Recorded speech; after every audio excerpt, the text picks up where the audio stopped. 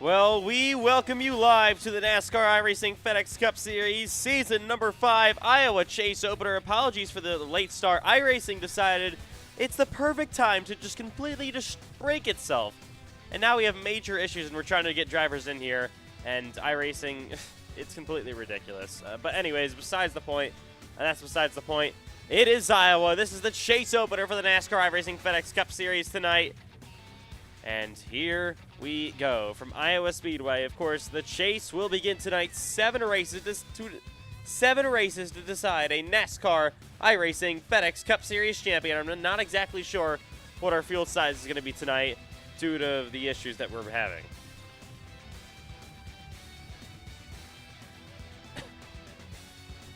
So we're going to have to wait and see on that. We currently have 12 cars in the race. There is about 20 minutes left to go in the warm-up session here from Iowa Speedway tonight. So we'll have to see what happens as the session will continue. But cars are on the racetrack currently here in Iowa. All right. Anyways, so apologies. iRacing decided that it's going to break the league tab and not let anyone join the race from that right at the last second before the race started. So just unbelievable stuff. Again, just completely unacceptable. But anyways, cars are on the racetrack. We welcome you live. This is the Cup Series Chase from Iowa Speedway. Here we go. And the first car on the racetrack, one of the first cars on the racetrack, is that 77 of Braden Hunsicker, defending series champion. Of course, won the championship last season. Obviously, that was in the playoff system. But no wins this year so far for the driver of the 77, Braden Hunsicker. 10 drivers had made the chase this season. We were going to go more in depth and try to explain this in a very nice way. Of course, iRacing had to ruin that. And we start from Iowa, Newton, Iowa. It's corn country here at Iowa Speedway tonight.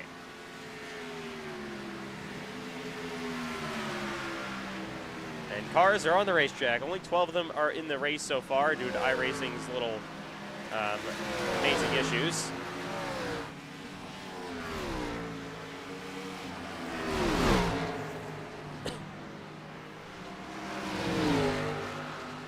And anyways, of course, 10 cars made the chase this season. We're going to be going over your chase grid in just a minute. iRacing, by the way, is still broken for the league tab. It's just great. Oh, and around goes Aiden Donahue, gets spun by Payson Lindsay.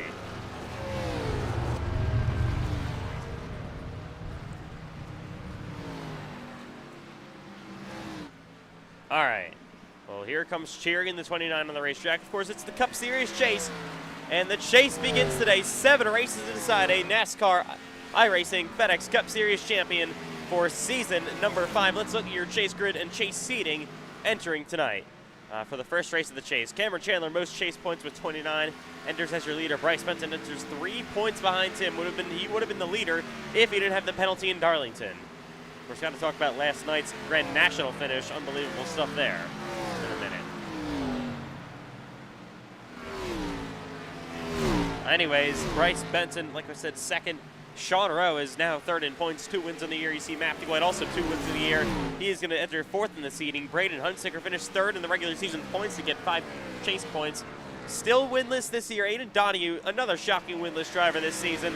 John Butler, 3rd straight chase playoff appearance for him. He is 7th. Payson Lindsay, a good rally at the end of the regular season to make the chase after missing it last season. He is now 8th. Ashton Miller, winner in Texas last season, made the chase now 4 straight seasons. He is 9th, and Axel Smith in his first ever Cup Series chase appearance. 2 drivers are in their first ever Cup Series chase appearances this season. They include Axel Smith and Sean Rowe.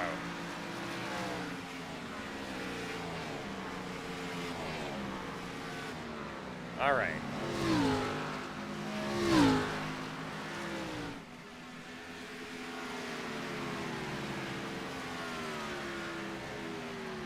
Eight cars that are in the chase are currently on the track. Axel Smith isn't here. Neither is John Butler. So we're going to have to wait and see. There, of course, is the issues with the iRacing trying to join off each other's names and whatever now. That's literally how people have gotten to the race so far. As you see Chandra trying to practice pit road. You do need to have that tonight. If we go mostly caution-free, excluding the halfway break at the end of lap 88, then you will see a green flag pit stop in both halves of this race. Here come the Showtime Motorsports duo of Aiden Donahue and Ashton Miller. Oh, upside down is Cherry. Oh, my goodness. Oh, man. He's flying. All right, Landon Johnson, you're on the track now here in your 88 machine. What has been the feeling? You're so far, unfortunately, last, but what's been the feeling on the track so far? Well, besides being slow, car's pretty neutral. It's not really loose. It can get a little snug on the bottom. I haven't really adventured up towards the top where it was last night. But mostly been running the bottom. It's pretty neutral. Probably not going to be the fastest line, kind of like last night, especially in 3 and 4. The upper lanes here at Old Iowa, pretty dominant. But I haven't really seen anybody breaking loose, so I think everybody's pretty neutral.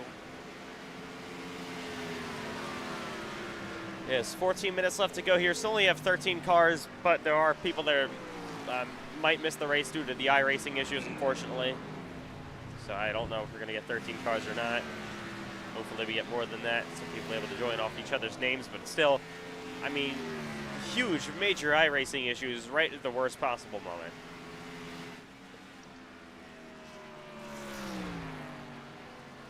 Here comes Sean Rowe, 2 wins this season.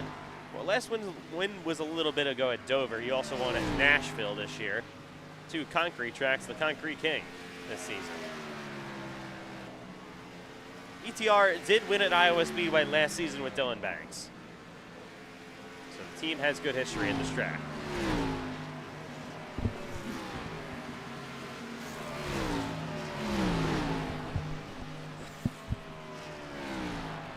All right, 20 continues to make time. Here is Donahue. Here is 79 Miller. Look at your top 9 cars, separated by less than 1/10 of a second. It is completely competitive at the front of the field. The top 8 cars are all in the chase.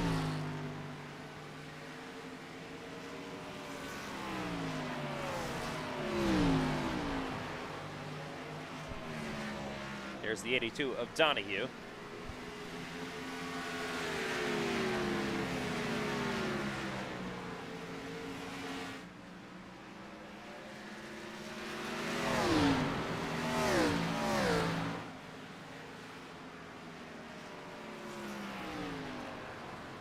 Oh man.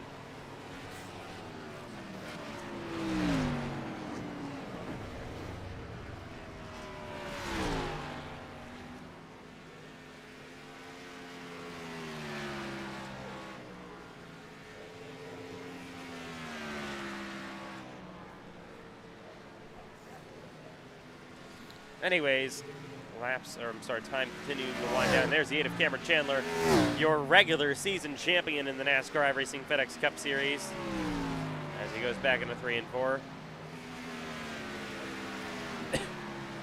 Oh, jeez. Got 15 bonus chase points from that regular season title, and he enters top seeding in the chase this year. 2 wins on the year. Looking for win number 3 this season at Iowa tonight. We'll see if he can get the job done. Yeah, hopefully we see a couple more cars able to join, but unfortunately I know we're missing more drivers because of iRacing's issues, which is really unfortunate. Don't understand how it's fine all day, all week until now. Right when it's Cup Series race time to open the chase too. Of course, you can tell who the chase drivers are, just like last season. You can see the purple background on the drivers' numbers, and also you get the C next to their names. Of course, the chase, it is 7 races, technically full season points for the championship. As we see Cameron Chandler goes top of the board, basically in a tie with Braden Hunsicker at the front. That is close. So all points got reset. The 2,000 chase points added on to them with the bonus points you get for being top 3 in the regular season as well.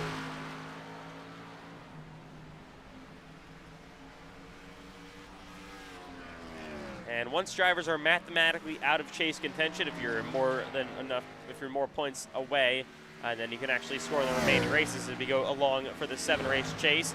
Then their fee will be removed from their name, and same thing with the purple background on their numbers. And also, obviously, they won't be eligible to win the championship anymore. You do not want to be one of those drivers. You want to keep it in chase contention. Oh my God, Cole Clausen. You want to keep it in championship contention all chase long for these 7 races. 3.5 miles, Chicagoland coming up next week. Then we got Kansas later on in of course, the finale in Las Vegas.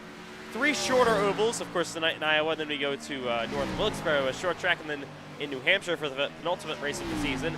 And then, of course, you have a super speedway, the 7th race in Talladega in a couple of short weeks.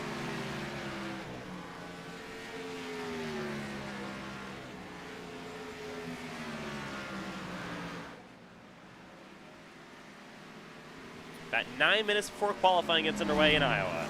This race will be under the lights as well.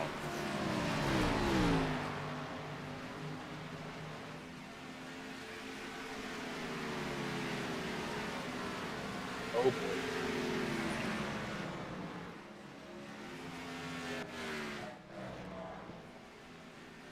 I just got info for one of our chase drivers, Ethan, that he will not be making it.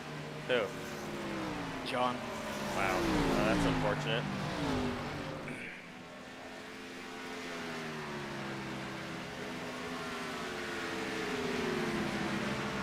Yeah, this field size is not great. Landon Johnson takes over. Landon Johnson takes over on lowest plow. Yeah, good attempt. Well, and Cherry just got disconnected from the race. I don't know what's going on there now. We can't afford to lose another car. This field is small enough. My goodness. Thank you, iRacing. Really appreciate it.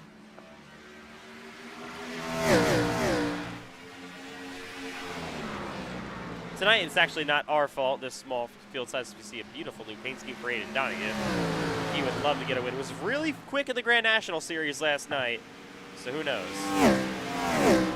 Anyways, we got to talk about the Grand National race last night. Unbelievable stuff. Of course, Matthew White was dominating on a great strategy.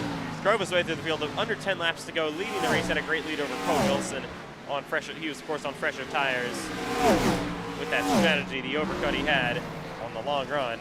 Oh, there's been a massive crash now. And then the caution came out late in the race for a car slow and stopped down the back straightaway. That, of course, brought out the yellow. They re-racked him yet again, and we had a massive crash after 2 cars, of course, stayed out, or took 2 tires. Bryce Benton, Payson Lindsay. Big wreck. Matthew White was caught up in it. Re-racked him again. Gary Smith was second behind Benton. Benton took the final lap, had a bit of an issue down on a 1 and 2. Got loose, and then Gary Smith saw the opportunity, drove it straight into his rear bumper, moved him up the racetrack. That first time, I think, was maybe justifiable, but the second time he door slammed him into the wall and basically wrecked Bryce Benton. And Gary, of course, went on to win the race, and ultimately the officials decided after the race that that win was not official, and they gave it to Bryce Benton. So it's really funny that Bryce Benton was on one side of the coin when he got disqualified from similar actions in the Southern 500 after winning, and now he gets the win from someone else being disqualified here in Iowa in the Grand National Series last night, just a couple of short weeks later. Funny how that works.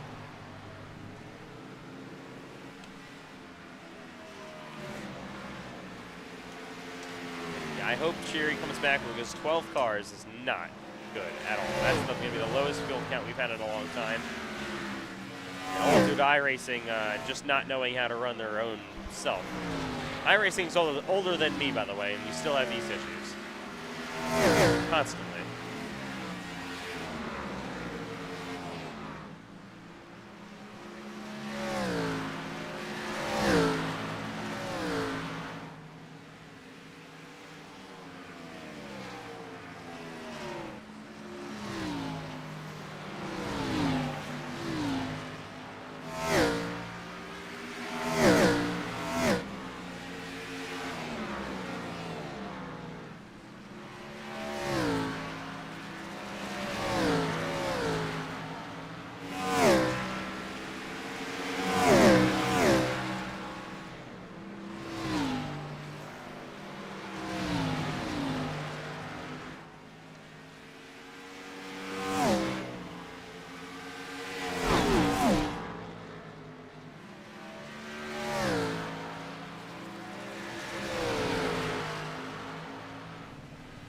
So this race actually might not have even been possible if Aiden Donahue wasn't ever able to join. So basically, iRacing.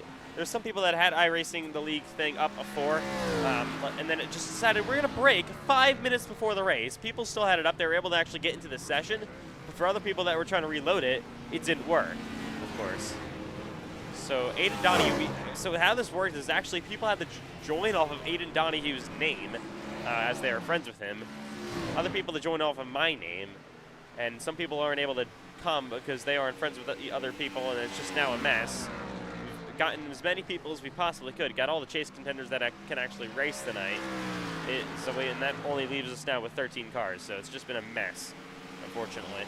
And it's going to result in a small field count tonight. Thank you, iRacing. Really appreciate it. Hopefully, at least they can put on a decent show. All we can hope for now.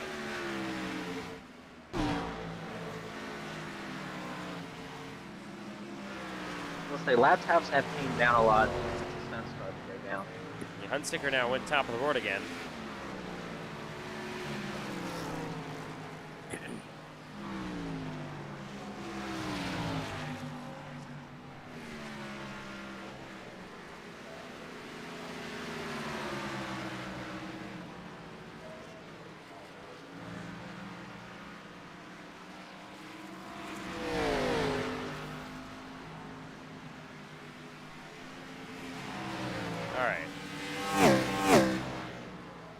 There goes Matthew White with his teammate Brandon Hunsicker down the front straightaway.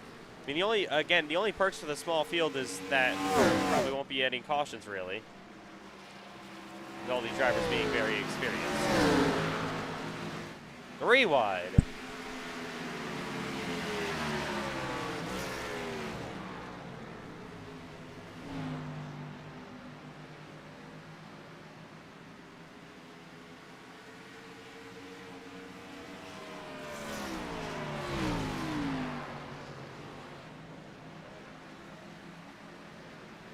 Here's Cameron Chandler going to come to pit road, maybe a bit of a practice pit road entry there. Oh, somebody's flipping big in 3. There was. Oh, Bryce Benson.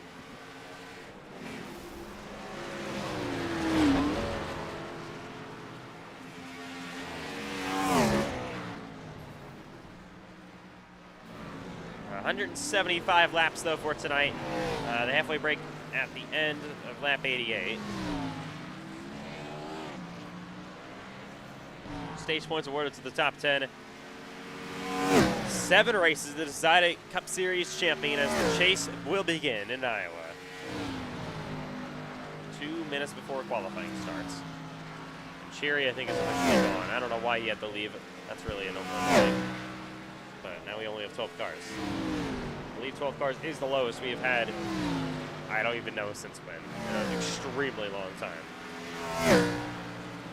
But not our fault. iRacing can't figure out how to run themselves properly.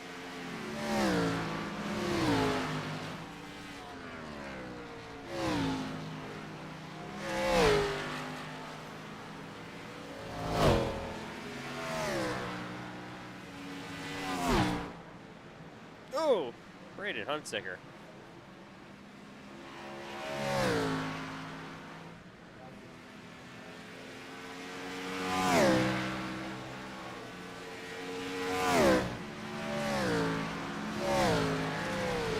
Closing down to the final minute in practice.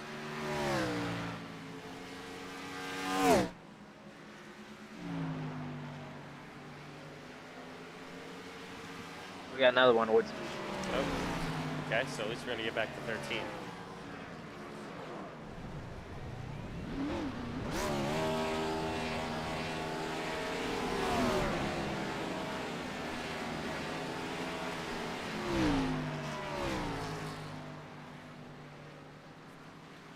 Well, at least we're able to get back on track. That's the most important thing. That cars are going to be on the racetrack tonight. Even though it's only going to be 13 or 14 of them.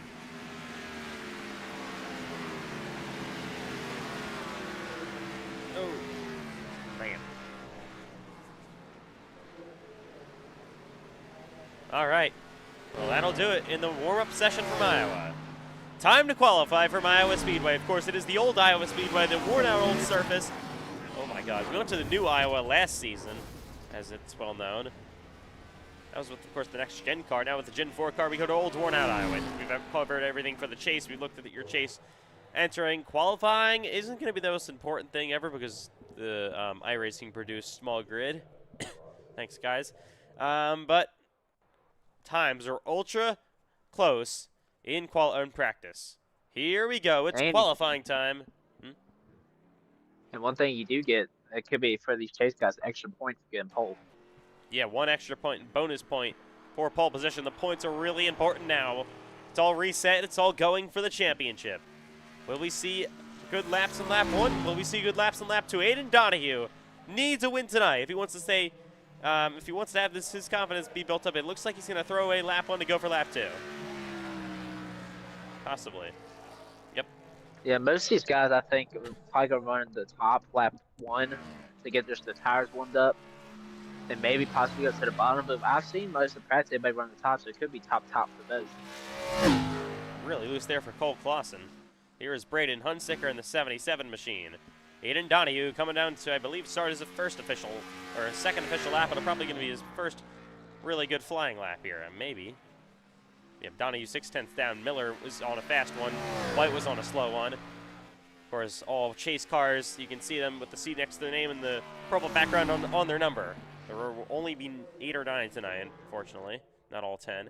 Thank you, iRacing, once again, for the issues. We should be hopefully it's all fixed by next week. As Cameron Chandler goes top of the word, and Matthew White goes top of the word, and Miller beats Chandler as well. Donahue goes second in the 82. Here comes Hunsicker. He was fastest in practice for a while. He's going to wreck his race car. He's third. But Matthew White now almost a full 10th up. Chandler is going to go P4. He backs it down. So we see improvements on lap 2 here so far. White slow. He's currently on the provisional pole. Ortiz, here comes Sean Rowe rolling in the 20.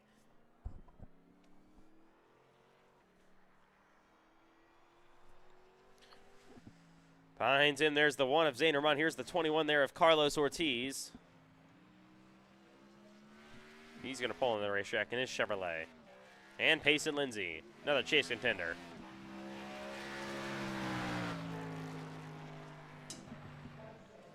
Here goes Ortiz to start his lap. No laps in practice. Qualifying could be important. As he makes his way back into 1 and 2. See if anyone can beat Matthew White here. Here comes Sean Rowe in the 20. He's going to come to the line to start his lap.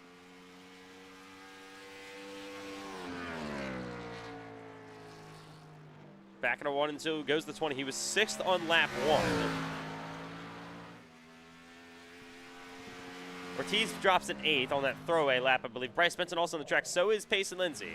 Here comes the 20 car of Sean Rowe. Down the front stretch to the checkered flag. He gets loose.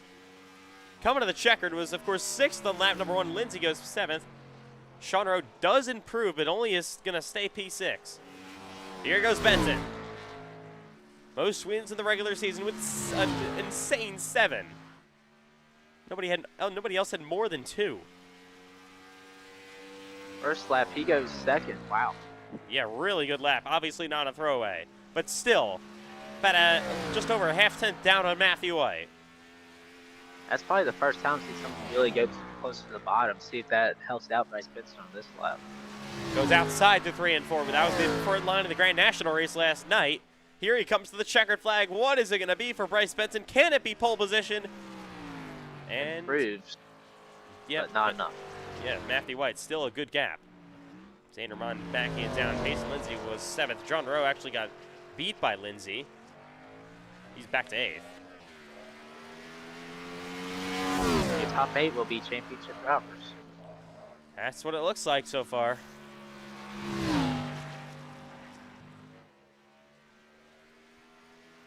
Don't believe anyone else is going to be on the racetrack. Zanderman just kind of running by himself. So that will mean it looks like Matthew White going to be on pole in Iowa. That's the perfect way for him to start his chase, looking for his 2nd career Cup Series championship this season. Landon, quick, ready for the race. We hurry up.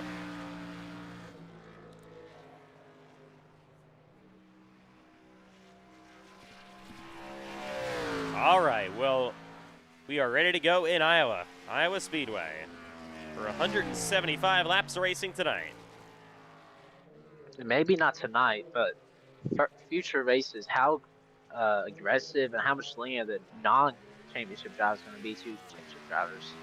Yeah, it's definitely. I think maybe I think here, I would say the top 8. I mean, it's a small field. Most of the championship drivers, so it won't be a problem. But once we go to example, I mean, Talladega is a little different because it's super speedway. When we go to Vegas, Kansas, Chicago Lane, how aggressive these guys get to championship drivers? Do they maybe take a lower to how aggressive they are because they're championship driver, or they just race them like they're any other driver? It should certainly be interesting. Well, it's a small field. iRacing obviously having huge issues. It's been reported all around iRacing today. It randomly happened right before our race was ready to begin. But luckily, we're here, which is the most important thing. And most of the chase drivers. You might race. Okay, most of the chase drivers are here as well, which is definitely also a very important thing. We welcome you live to Iowa Speedway for tonight's NASCAR iRacing FedEx Cup Series chase opening race in Iowa. Let's go over your starting grid.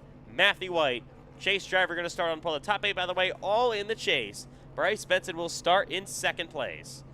Row number 2 will consist of Aiden Donahue and Braden Hunsicker. Cameron Chandler, your regular season champion, will start in 5th. Ashton Miller will start P6. Payson Lindsay in the chase for the first time since Season 3 will start in 7th. First ever chase for Sean Rowe, he will start 8th. Cole Clausen, first non-chase driver, will start 9th, and Carlos Ortiz is going to round out your top 10 as we get the rest of the field on the left side of your screen. It's a beautiful sunset night in Iowa Speedway. And 7 races are going to come up to decide a Cup Series champion. Of course, real quick, let's look at your chase standings entering tonight once again. If you're a guy like Axel Smith, he's going to miss this race. Okay, that's not exactly the way you want to start, minus 29. A guy like Ashton Miller, Payson Lindsay, they enter minus 29. They need to have a good race today to get into more realistic chance. With guys like Matthew White and Bryce Benson still with, of course, chase points up front, should be interesting. Aiden Donahue with minimal chase points. He's going to start 3rd, which is definitely solid for him. Very good in the Grand National Series race last night. What can he do today in the Cup? Car is going to roll off the grid. Alrighty. So we'll have 14 starting tonight. So for this Cup, for the guys that are in the championship, it helps out for them for a small field because I would say close to guaranteed, but definitely a lot closer, a better chance to at least getting stage points, which will help them out. Yeah, that's for sure as well. But of course, entering as the top seed, like we said, is Cameron Chandler. You have to look at your chase points all night long and all season long, or all chase long, I should say.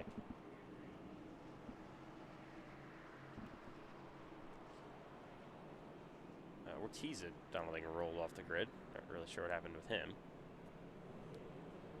As cars will come down to check pit road speed and their pit boxes here in Iowa.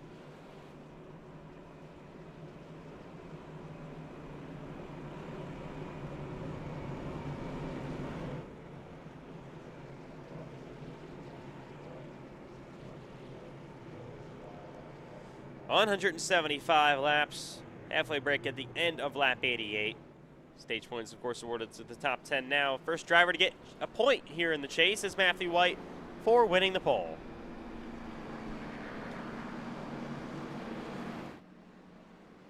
All right. Who's ready? Sun is setting. It's a beautiful day and a night for racing in Iowa. We'll be under the lights pretty shortly. 7 races to decide a NASCAR iRacing FedEx Cup Series champion in Season 5. What were we saying, Eli? I said it's 2 to green. Yep. Let's make sure you didn't make your big announcement. Yeah, let's go green. I know. I almost hit in Grand National until I realized it was 2 to green. Now we come to 1 to green till the start of this race. Field window with it being 88, what about, I'll say 15 short? I don't know if people want to try to split it or run it longer, hope for a yellow, because if you do pitch, you would go a couple laps down. You said 15 short? Well, we'll Yeah, see. I have 70. I got 81. It's going to update once you go green. Well, it's Iowa Speedway. I know it's a short field tonight, but that's due to iRacing not exactly working correctly today. That hopefully will be all sorted out by the team, the iRacing team we're talking about for next week in Chicagoland. But tonight in Iowa, the chase will begin 7 important races. Every point will matter. We are going to get ready to decide a NASCAR iRacing FedEx Cup Series champion for Season 5 over these next 7 weeks. Pace car drops down pit road.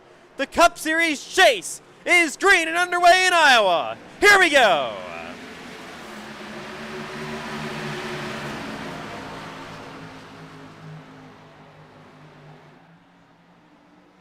Ooh, Matthew White on the inside gets loose. Bryce Benson around the top will clear them all. Matthew White falls back to third. He's side by side now with Donahue. As Donahue looks to pass him for P3. Terrible start for Matthew White, just like we saw with Herklotz last night after winning the pole. White in lap 1 already going to fall back to 4th. Benton is loose up front. Here comes Hunsicker on the opening lap. Braden Hunsicker goes to the outside through 1 and 2. He's there. Side by side with Bryce Benton. Ooh, he gets tight into the wall almost.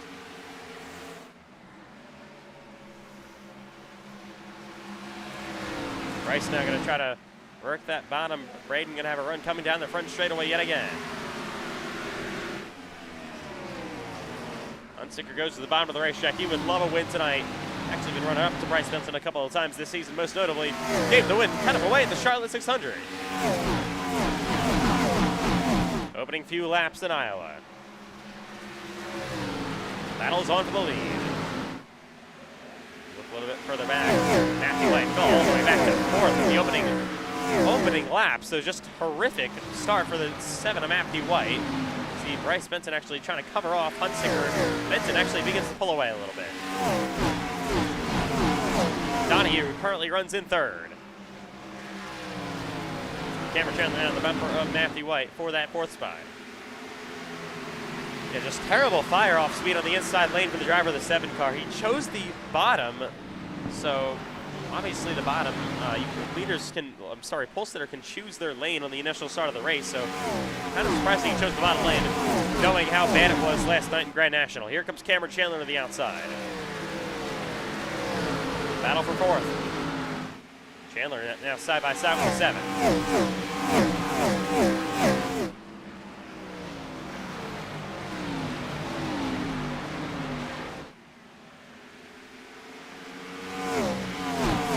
Benson running pulled about 6/10 over Braden Hunsicker, and now Hayden Donahue trying to run down the 77 car for 2nd. Saw a pretty easy pass there for Cameron Chandler and Matthew White. Hopefully passing will be nice and common today. Sean Rowe sits currently in 6th. Here comes Richard Cherry looking to battle with Payson Lindsay for 7th place. First non-chase contender in the field. He's looking to pass the chase driver. I mean, we're going to see these two, by the way, are teammates technically at Team Chevy Motor Club, but I don't think Cherry really cares. Looking to race his chase contending teammate while he's not, of course, in the chase.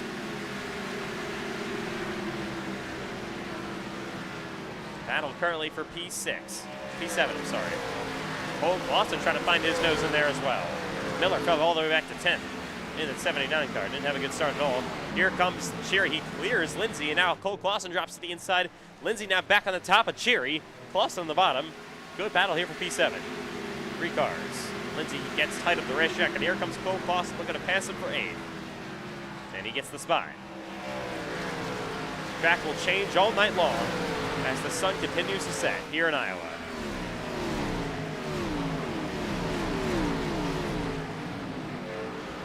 Up front battle for 2nd. Hayden Donahue trying to run down Braden Hunsicker. He's on his bumper. He definitely has a very quick race car, just like the Grand National Series last night. I would assume he would probably be pretty solid on the long runs today. I would also assume we would get a lot of those tonight, which could play very nicely in suit with Hayden Donahue. Seems to have a lot of confidence as the chase opening weekend continues. Bryce Benton, though, looking to pull away. 10 laps complete in Iowa so far. Benson got a perfect start. Matthew White, of course, did not. He is back to 5th. I mean, yeah, Matthew White, just terrible fire-off pace so far for the 7 car. Not just that, and lost all of his clean air. Yeah, just worst case scenario. So Eli's there. Oh, by the way, Bryce Benson way up the racetrack.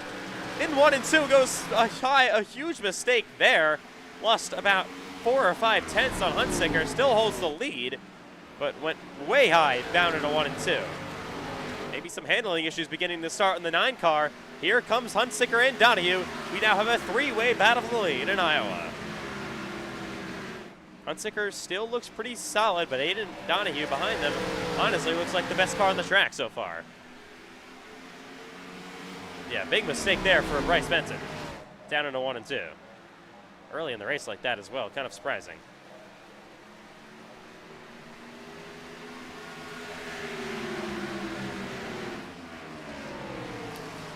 Hunsicker goes to the bottom of Benson, back into 1 and 2. He's going to roll that bottom lane. Benson runs the top. Once again, gets a little bit tight off corner exit. Braden Hunsicker drives it down deep into the corner yet again. He's going to try to slide up the racetrack. Donahue might have a run coming down the front straightaway. Anyways, Eli, I was going to go to you and we had that little moment. Has the fuel window updated anything now 15 laps into the race? Yeah, I think it's more to what Landon said. I think it's close to about the 80 to 82 mark, which is just a bit short to stage. But I also think I don't think tires will last that long. So I think we're probably second off of what started off so far at the lap times. Yeah, these tires are going to definitely have a big fall off. I would be shocked if they lasted that long. Did see people go pretty long in the Grand National Series last night. As here comes Braden Hunsicker up the racetrack goes Bryce Benson. Battle for the lead. I assume everybody would take probably split this and take tires. Yeah.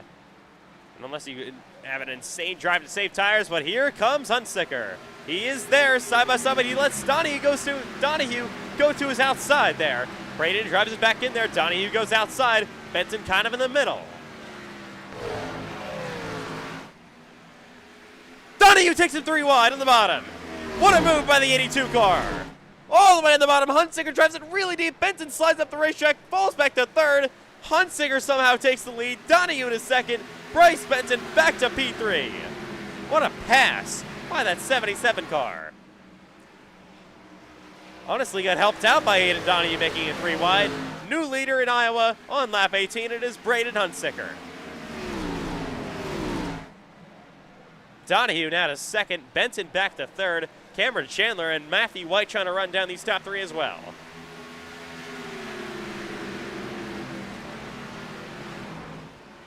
What a move by the 77. Made it stick there. Bryce Benson all of a sudden not having the greatest of pace. He had a great fire-off car. Long run pace, the run even goes on to now to lap 19. Doesn't look so good for the 9. Here comes Cameron Chandler, gonna run down the front straightaway, goes to the inside of Benson for 3rd. His teammate. These two been the 2 best drivers in the regular season as of late. Currently running in 3rd and 4th here in the chase. Side by side, back into 3 and 4. Chandler on the bottom. Drives it in deep in the corner and clears Bryce Benson. Currently right now, Cameron Chandler would still have the championship lead. But there's, of course, still a lot of points to be awarded tonight. This would be a great game for Donahue, currently in 2nd, after entering now minus 28 to the championship lead. Only had 1 chase point in the regular season. That's what that hurts. It really hurts you. If you don't win any stages or races or finish top 3 in the regular season standings, you're going to be way back. Entering the chase, here comes Matthew White to the inside of Benson now for 4th. He easily clears him. Yeah, Bryce has all of a sudden really fallen off. Back to P5, was just leading about 7 laps ago.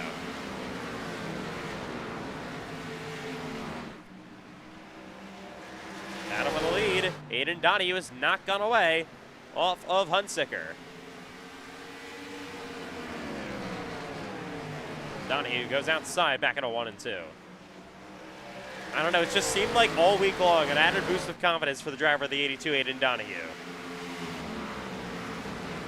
Looks like he may have his speed back. Looking for his first win of the season. Same thing with Hunsicker. These two, but the biggest shockers being winless this year. Here comes Donahue to the inside for the lead, though. Side by side, back into 1 and 2. Up the racetrack goes Hunsicker, but Aiden Donahue rolling the bottom. Hunsicker will get clear off corner exit. Outside momentum carries him. They run him bottom, top through 3 and 4. That's going to have momentum coming down the front straightaway for that 82 machine. Donahue's going to have a run. He'll go outside through 1 and 2. This might actually work out pretty nicely for him. He's going to try to roll the top. Can't get there outside just yet on the 77, though. He is there.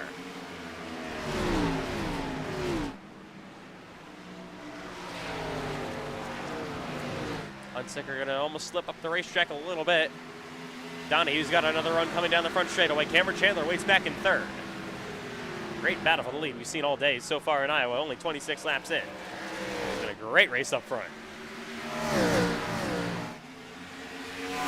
These cars have been able to use multiple different lanes on the track. Make stuff happen. Donahue's going to have a run. Hunsicker got a little bit loose. Here comes Donahue. Oliver's back bumper. Back at a 1 and 2. Runs the outside this time. Catching a lap car, Eli Franklin pretty well off the pace.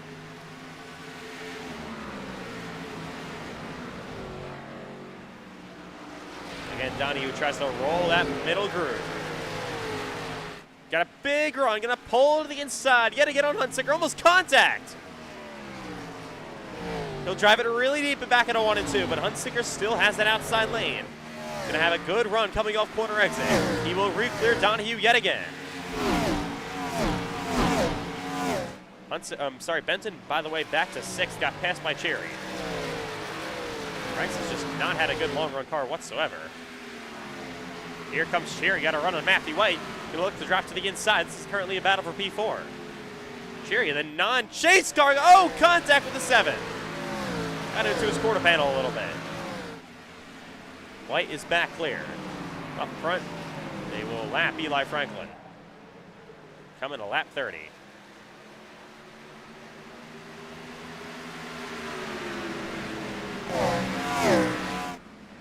Franklin just has not had the pace today so far. Not really sure what's going on with the 66. Kill the tires. Out of battle. Here's Cherry now trying to drive to the back bumper of the 7 of Matthew White.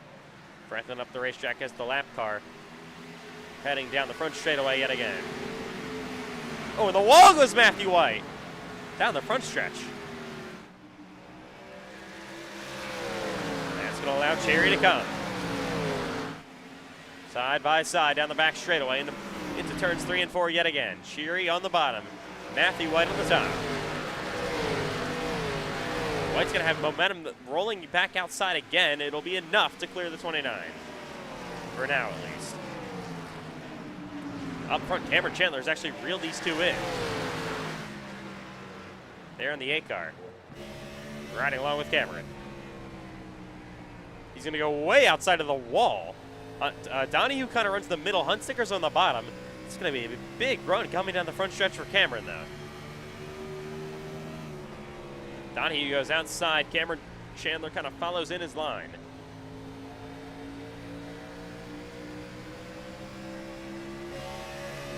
Riding now with Aiden Donahue.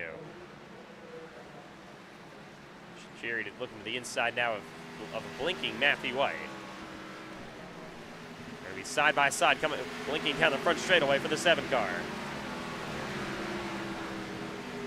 And here we go for the lead. Aiden Donahue, the inside of Braden Hunsicker. Oh, Matthew White spins! Around goes the 7. Contact with Cherry. He gets wrecked by a non-chase car. How about that? A chase contender gets taken out by a driver not racing for the championship. We talked about it. Will the aggression be up? You saw it right there. Matthew White brings out the first caution of the night on lap 34. Let's take a better look at what happened there. It was just a good bat. He was blinking. I'm not exactly sure. Maybe it was the blink or what. So obviously having a terrible blink down the front stretch. Goes into 1 and 2 side. Oh, no. Cherry just runs off the racetrack, and around he goes. Hits the wall. Cherry's side, it may look fast, but his side to where he just disappeared and then just popped up and turned him. Let's look at the blimp here real quick. That'll give us a better angle. Matthew White's having really another bad blink. So here he is to the inside. Oh, no, he did actually just slide up the racetrack. It wasn't netcode at all. Unfortunate mistake there by Richard Cherry. Turns Matthew White into the wall. Here comes everybody down pit road. About close to halfway. Everybody should be final tires to the end. Well, White is going to now fall back. So, hey, if Franklin gets the free pass.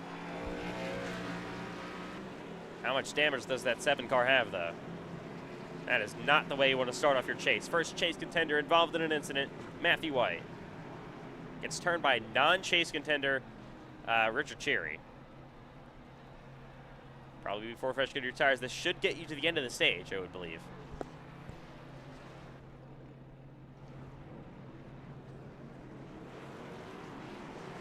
Hunsicker will win the race off pit road. Donahue will be second. Chandler third. Benton actually gains a spot. Cherry actually lost a couple. As they roll back on track. Of course, choose cone. Going to be down the front straightaway. Here's the 7 of White with damage now on his race car. I think Payson got a speed penalty, guys. Oh. Yeah, Lindsay goes tail end of the longest line there. He'll come to the shoes next time.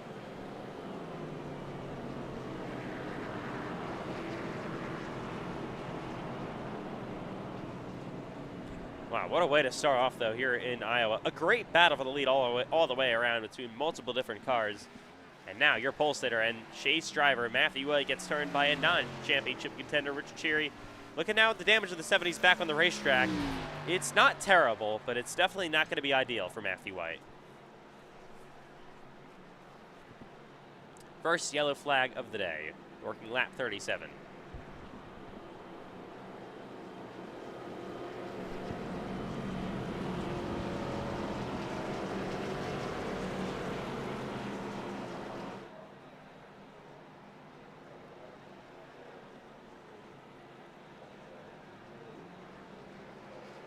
All right, coming to the shoes this time by.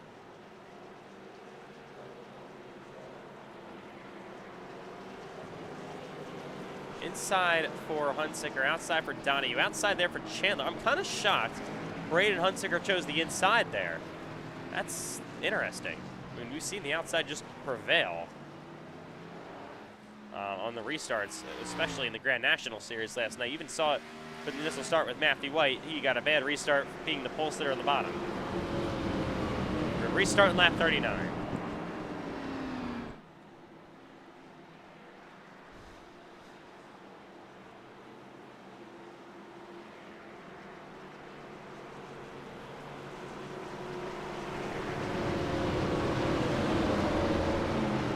Hunsicker on the inside of Donahue for the restart. Pace car back down to pit road to the Geico restart zone. They will go, and we're back underway in Iowa. That's actually a good jump by Hunsicker. Actually, kind of surprising there. Got away very nicely on the bottom. Clears Donahue back into 1 and 2. Donahue should have second. You see Bryce Benton. Oh, Benton sideways! Oh, he's gonna wreck! Bryce takes out Sean Rowe! Hard of the wall goes the 9. Unbelievable! 2 chase contenders immediately wreck on the restart. And our second caution is out. Wow! Old tires. Old tires got him. I mean, Bryce in a rough racetrack. Bryce on the bottom of the racetrack just lost it all on his own there. I don't think Sean Rowe will be pleased. Luckily, these 2 cars both still rolling. Bryce hit the wall head on pretty decently, but he doesn't look horrible. Let's take a look. Unbelievable. I mean, Cameron Chandler nearly got taken out by that as well. So here's on the restart. So you see Bryce Benton, he had an okay, decent jump on the bottom of Chandler. Goes back into 1 and 2. Looks mostly normal, but then you see him, that one overcorrection gets loose, then overcorrects hard on the wall there. Somehow his engine doesn't blow up, and Sean Rowe, nowhere to go, unfortunately, for him. He isn't taken out of the race, but let's ride along with the 20. See what he sees. It was really nothing for him. He was just there at the wrong time. Oh. It doesn't look awful for the 20 of Sean Rowe. He kind of just hit him on the front end. I don't know how Bryce Benton didn't blow up there. That was actually very lucky. Let's ride along now with Bryce. I do want to look at his in-car in the at the hands position. real quick. So watch this. It just snaps on him. Yeah. And then, oh. Luckily, not at completely full speed, and it's Iowa. It's a short track, so it's not like you're going into the corners that quickly. Anyways. So it doesn't blow the motor. Definitely affected speed and especially how to handling the car is. Because whatever they had before, it would change completely different. Yeah, just to snap it. Oh, Cameron Chandler. Very lucky that this 9 car didn't come back up the racetrack into him. Sean Rowe just, of course, absolutely nowhere to go there. Brings out the yellow for our second caution of the day. Sean is going to roll back on the racetrack here. Benton's still in the pits. He may go a lap down. No, he's not. He's going to roll back on the track here. So it doesn't look terrible. It looks kind of bad front end. It actually looks better for Bryce Benton somehow. I don't really understand how that's possible. He got very lucky. I feel like he's been very lucky all season. Let's be honest. With things happening like that.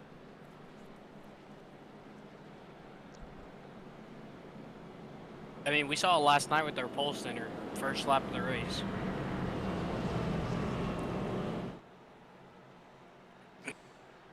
Yeah, I mean, it's been just kind of a theme here on the restarts. These cars are on edge. Once they're going, it looks pretty solid. But these cars very on edge on the restarts. I think they're coming to the shoes, though, this time by. So just like that, in the last 10 or so laps, 3 chase contenders involved in wrecks. Hunsaker goes to the inside again. Outside it goes Donahue. Outside for Chandler in third. All right. We're going to restart now on lap 44. Here is Bryce Benton, 13th. The damage doesn't look horrible. I'm not really sure what it's going to be like under the hood, because he did hit the wall pretty decently. Yeah, in my mirror, I see right front damage, but the hood doesn't look too bad.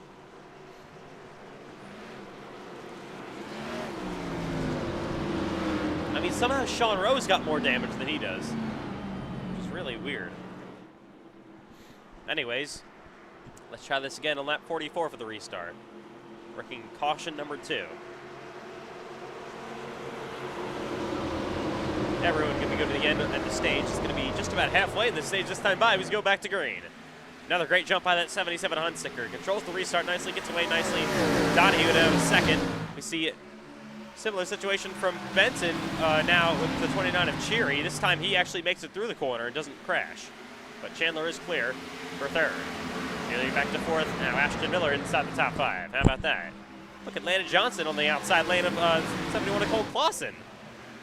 Ooh, Clausen loose. There comes 3 wide down the. Oh!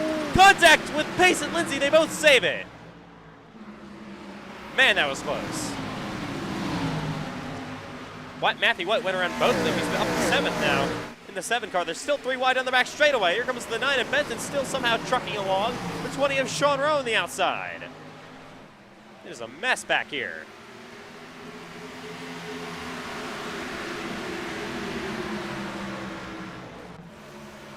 For the lead, here is Donahue looking outside on Hunsaker. Gonna have a big run coming down the back straightaway. Gonna go outside again for 3 and 4. Goes way to the wall. Can he actually come outside down the front straightaway? If he does, it's basically over for Hunsaker for the lead. No, he's not gonna get. He's gonna pull it to the inside though, which has not been the preferred lane for passing. Drives it really deep into the corner though. Oh, almost overdrives the corner. He's gonna slide up the racetrack, a slide job. Hunsaker back on the bottom, but now Donahue's got the preferred top lane. Hunsaker had a good run though, back into 3 and 4, but Donahue should be able to roll that middle lane. Still side by side for the lead. Down the front straightaway, nearly contact. Donahue rolls top and clears. New leader in Iowa, Hayden Donahue. He takes it. Side by side, here is Matthew White to the inside of Cheery. Oh God, not again. I don't think Matthew White is one to hold a grudge on Richard Cheery of all people, so I wouldn't expect any retaliation. Gonna fall back in line in 6th.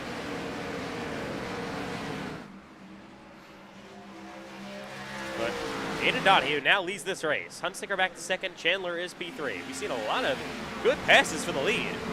Even laps into a run. It's been pretty solid tonight so far. Here comes Matthew White looking to the inside of Cheery. He's come to lap 50 this time by. Yeah, Sean Roo's really off the pace. Bryce has been able to get his way back into the top 10. But Sean running his damage, he is staying, not really gaining anything. That doesn't make any sense to me. Because Sean Rowe barely hit Benson on the front end. Benson hit the wall head on. That doesn't really work out in my mind. Here's Benson currently at 9. Lost it all over him. That 9 car definitely isn't fast. Definitely not the car he had earlier. See, Cole Clausen looks to the inside of him for 9th place.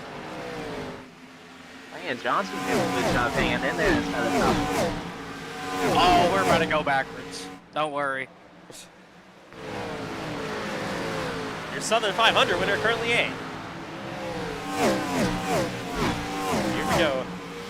Cherry has got Matthew White back to his inside again. Through 1 and 2. Side by side down the back straightaway still. Matthew White can't complete the pass. Hunsicker is actually beginning to fall back on Aiden Donahue, who is starting to pull away. That 82 car looks quick. I said watch out for him in this race. I was not lying.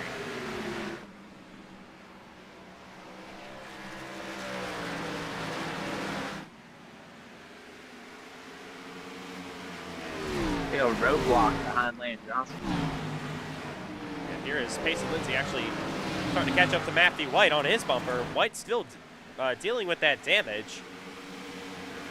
Yeah, Landon Johnson is kind of being a roadblock for these three. They go back into 1 and 2. It's hard to pass. Like he's holding that second lane. It's hard to pass no matter how fast you on that bottom. Yeah, but if you can roll the outside, it is very nice to go around somebody. Here comes Cole Clausen going to go to the inside. We have seen some drivers like Aiden Donahue be able to keep enough momentum rolling in the bottom of the racetrack to clear your leader Hunsicker earlier. And 3 wide back into 1 and 2. In the middle is Landon Johnson. Benson can actually almost back out of it at the top. Cole Clausen out of the inside of the 88 down the back stretch, but momentum comes outside yet again. Here's Clausen, overdrives and actually does clear Johnson on the bottom. Battle for 8th. Still raging on. Here comes the 9 of Benson to the inside of Johnson for 9th place. Oh, contact a little bit. Benson's going to fall back. Here's Sherry way up the racetrack. Miller having a much better run right now is actually Cameron Chandler just passed Brandon Hunsicker for 2nd. Hunsicker back to 3rd, Chandler to P2. Donahue has now extended his lead to about 6/10.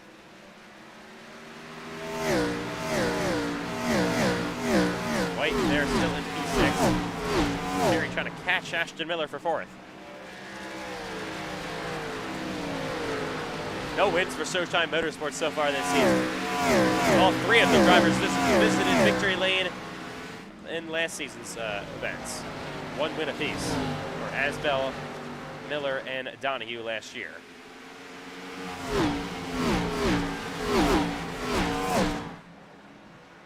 But it's Showtime out front. Aiden Donahue coming to lap 59 this time by. He does have 1 stage win this season. That's where his 1 chase point came from. Here we go to the inside is Cherry on Miller for 4th. Door to door down the back straightaway. Miller, you're looking to keep outside momentum, but Cherry drives it nicely deep into the corner. So again, another pass we've seen on the bottom. Cherry going to clear Miller for 4th place. In the wall a little bit goes Ashton Miller there. Running a new GoDaddy paint scheme this week. Lights are pretty much on the track. Sorry, Bryce Benson actually had an issue for a second right there. He is back though. Everything looks okay now. Anyways, lights are now illuminating this racetrack. Got a good battle here side by side for 10th between Rahman and Johnson.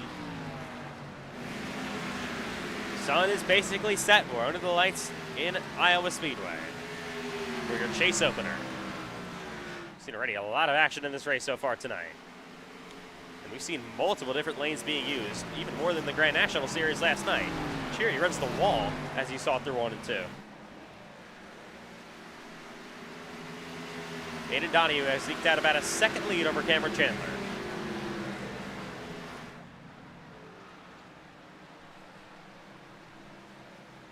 He would love to go to victory lane tonight. It would be absolutely perfect if he could do that for him. Another driver loving victory lane, if he could get there tonight, would be Braden Hunsicker, currently in third. Was your leader earlier, has lost 2 spots now back to P3. Still looks solidly as one of your faster cars. Cheery's been ripping the outside lane. He has been coming. Looking to get third place away from Hunsicker, your highest running non-chase car.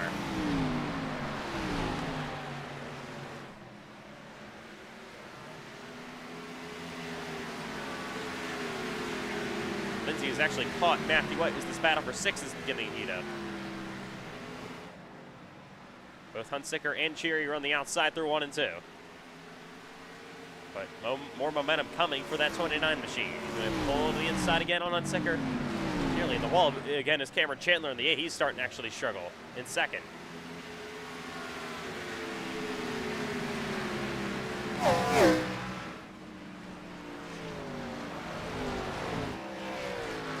As I said, that Cameron actually cuts down on Donahue's lead just a little bit.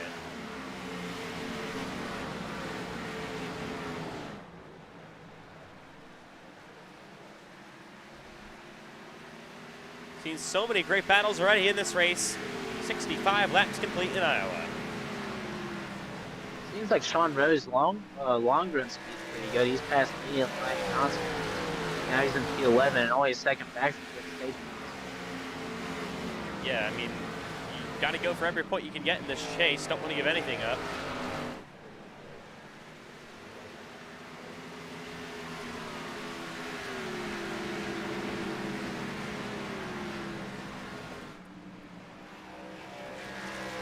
Hunsicker running the outside back at a 1 and 2 in the 77. But have momentum coming down the backstretch again. A little bit further back. There is Bryce Benson still in 9th. Zanderman has actually kind of caught him. That 9 car definitely isn't fast. But he's just trying to hold on as here comes Rahman looking to his inside. Oh, and the wall big time for Bryce Benson. That was a big shot there.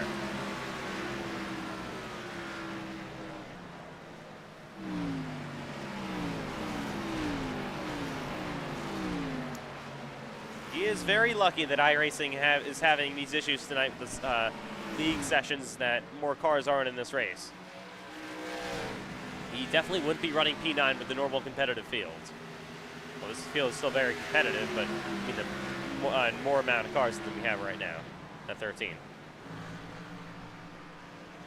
Here goes Rahman, though, looking to his inside for 9. Side by side down the back straightaway. Sean Rose right behind him, catch me. Yeah, I know. Get 2 spots here. He looks quicker than both of them. I would assume repairs still coming at the stage break for the 9 and the 20. We are about 19 laps to go to the end of the stage here. Rahman gonna fall back in line behind the 9 of Bryce Benson. Or no, actually he's gonna look back to the inside in 3 and 4 again. Benson though should be able to run the top. No, he's near almost the wall a little bit. And is clear again on Rahman. A battle for second. Yeah, it's between Hunsicker trying to run down that 8 car of Cameron Chandler again. Also got Matthew White has caught Ashton Miller for 5th.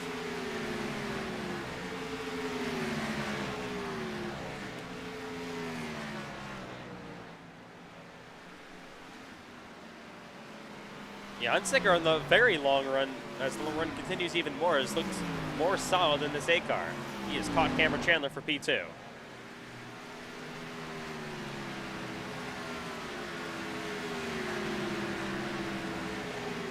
A lot of interesting comers and goers so far in this race, but Aiden Donahue still has a 1.2 second lead over Cameron Chandler.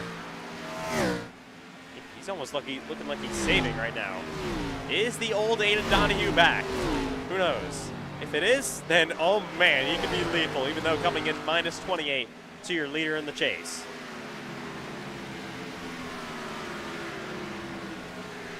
Is he coming on? Sean and Bryce are running each other up the track. Yeah, I don't. 3 wide down the front straightaway now. Rowe gets both of them back up to 9th. How about that? Now, Zane Rahman goes deep back into 1 and 2 on Benton.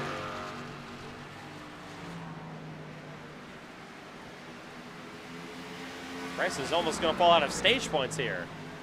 Zane and him are very good friends off the racetrack, but it's very competitive on the racetrack. You're side by side down the front stretch.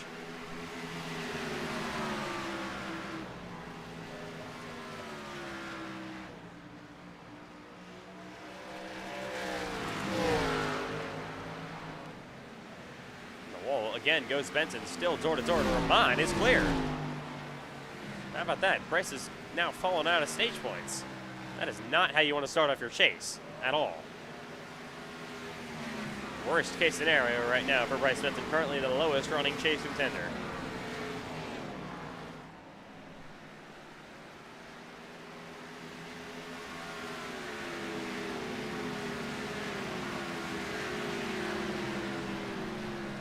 Battle up front. Cameron Chandler has actually run a little bit quicker. He's starting to pull away from Hunsaker again. Actually trying to run down Donahue. This Donahue kind of just, you know, saving up his stuff for now. Only coming to 11 to go in the stage this time. Oh, he's in the wall! Oh, my goodness, I spoke too soon there. Man, what a hit. Didn't lose too much time. We had a hell of a voice crack. But it was definitely, he's loose all of a sudden. Aiden Donahue. He's got to get his head back under him here. Does not want to lose the lead to Cameron Chandler behind him.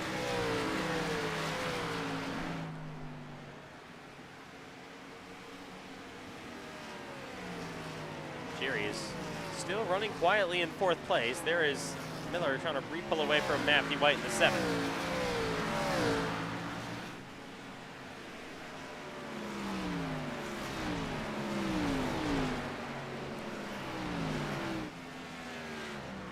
Donahue has still held his gap to about 1.1 to 1 second here over Cameron Chandler. He's been probably the fastest car on the racetrack, Cameron, over the last few laps. Cherry's been pretty solid as well. But 8 to go in the stage this time by.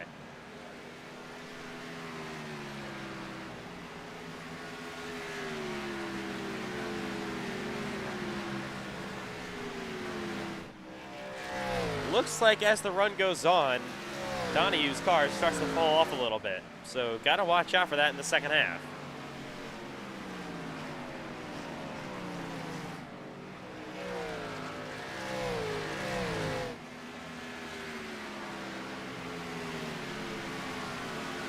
Here is Matthew White actually got caught now by Lindsay for 6th. I think that damage is probably still affecting him. Guys like White, Sean Rowe, Bryce Benton, they can still repair their earlier damage from before under the stage break, luckily for them. And White is definitely having some handling issues now. He was catching Ashton Miller for P5, fell back on him, and now falling back in the clutches of Pace and Lindsay.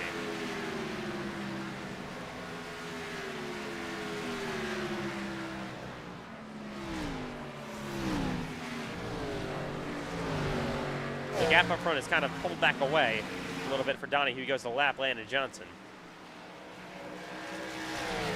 1.1 to 1.2 seconds these last few laps.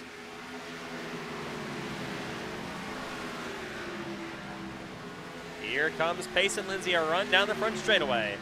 Gonna look to the inside of Matthew White. Battle for 6th. White on the outside hits those bumps, as you can see. Gonna have to go roll that top. He's gonna be side by side again with Payson, coming down the back straightaway in the 3 and 4. White, of course, started on pole, still working with that damage.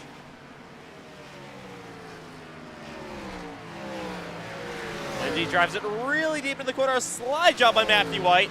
The 70 to go back to the inside, though. Door to door down the back straightaway.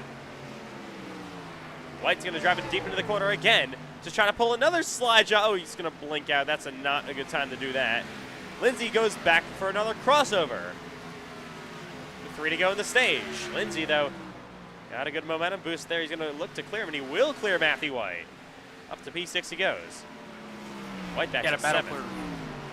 Sorry to interrupt you, Ethan, but we got a battle for P3. That is heating up side by side. Here comes Cheery, looking to the inside of Braden Hunsicker with 2 to go in the stage.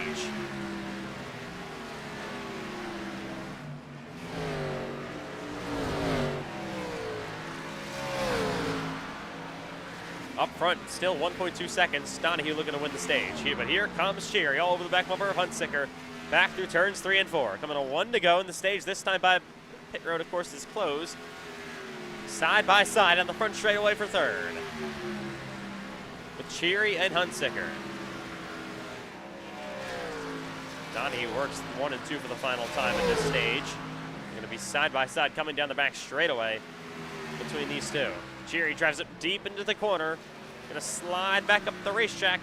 Green and white checkered flag is waving for Aiden Donahue. Chandler's going to come home in second place. Oh, in the wall almost as the 77. Here we go, battle for third. Not really sure who got it. I think it was Hunsicker. I think he got it, yeah. Hunsicker comes home in third. Fourth is Cheery. Fifth is Miller.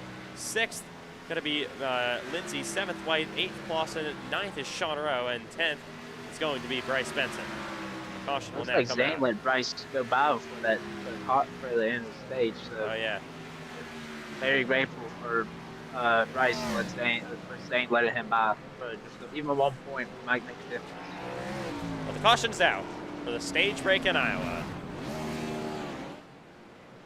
Aiden Donahue, this is a very important one. He also gets another extra chase point, which doesn't really matter at this point, if you think about it.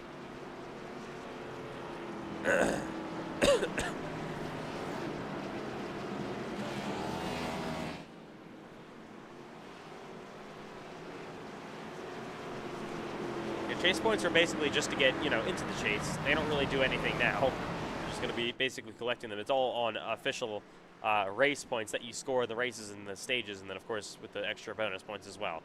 Well, all your leaders are going to make their way down to pit road here into the halfway break in Iowa. It's a very entertaining and solid first half. Bunch of lead changes. 3 chase drivers involved in incidents, which is wild. Landon Johnson gets the free pass. Here they come.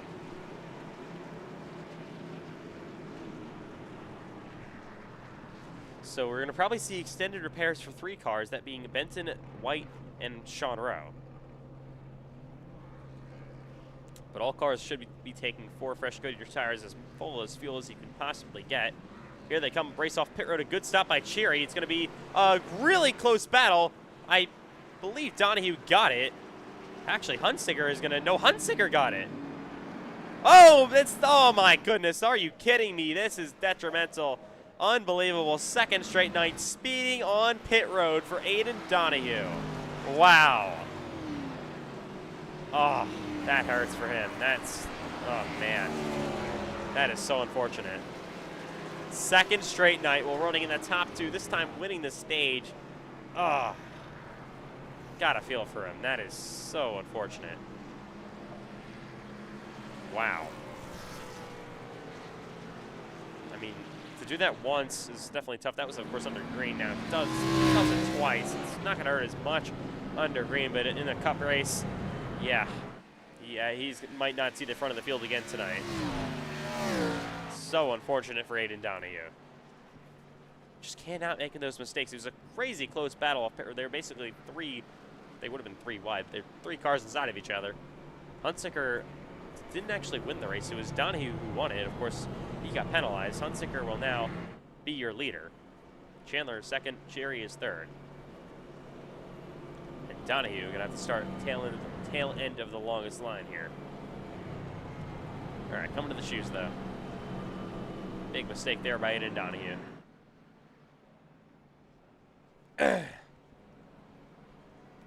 So here we go, choosing up outside for Hunsicker this time. First time he's going to restart on the outside. The inside was working pretty nicely. Outside Cheery, inside Lindsay.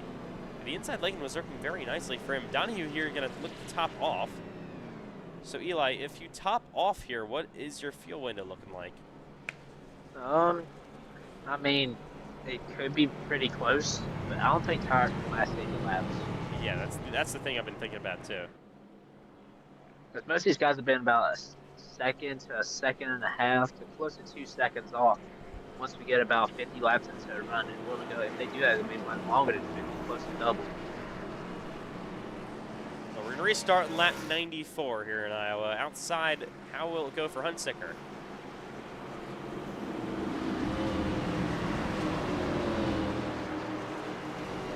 All right, still waiting on the cars in the back half. They're now going to catch up. Second half underway in Iowa. Another great jump from that 77 car. He's gotten great restarts all day long, and here comes Payson Lindsay. Splits two of his teammates, 3 wide on the bottom. Doesn't really work out too well. Chandler going to drive it out in front of him. Clears him. Oh, contact once again. Oh, we have a crash. Donahue involved with Clausen. Caution. And, man, that is just I adding... think some of that was from Bryce Benson. Oh, that is just adding insult to injury. Unbelievable. Aiden Donahue. What a great night gone wrong. Wow. Can you believe it? Let's take a look at what happens. I already see Donahue, or I'm sorry, Benton apologizing to Donahue on the radio. Let's see. Yeah, unfortunate. Oh, Clausen was getting loose anyways. Then they made contact. I would have looked for the blimp. But obviously, the way Donahue got turned around was Clausen running in, Benton running into him. Looking at the Goodyear blimp here. So you see, the 71 just loses. Yeah, Clausen just got loose by himself, and there was 2 separate wrecks. So you had Benton driving into Donahue, which turned around, and Clausen got loose all by himself there. That's weird. Let's ride along here with Bryce Benton. Yeah, just too deep. Oh, that's not a good time to blink. Oh, Clausen, of course, just lost it all on his own there. That's really weird. Well, Aiden Donahue, I think that's going to be the end of his night for at least a win. Matthew White is back on pit road, by the way. So is Sean Rowe. Everyone just trying to repair their damage back there. And that is not going to be a popular move as Eli Franklin gets the free pass by Bryce Benton. Really unfortunate. We'll be right back in Iowa.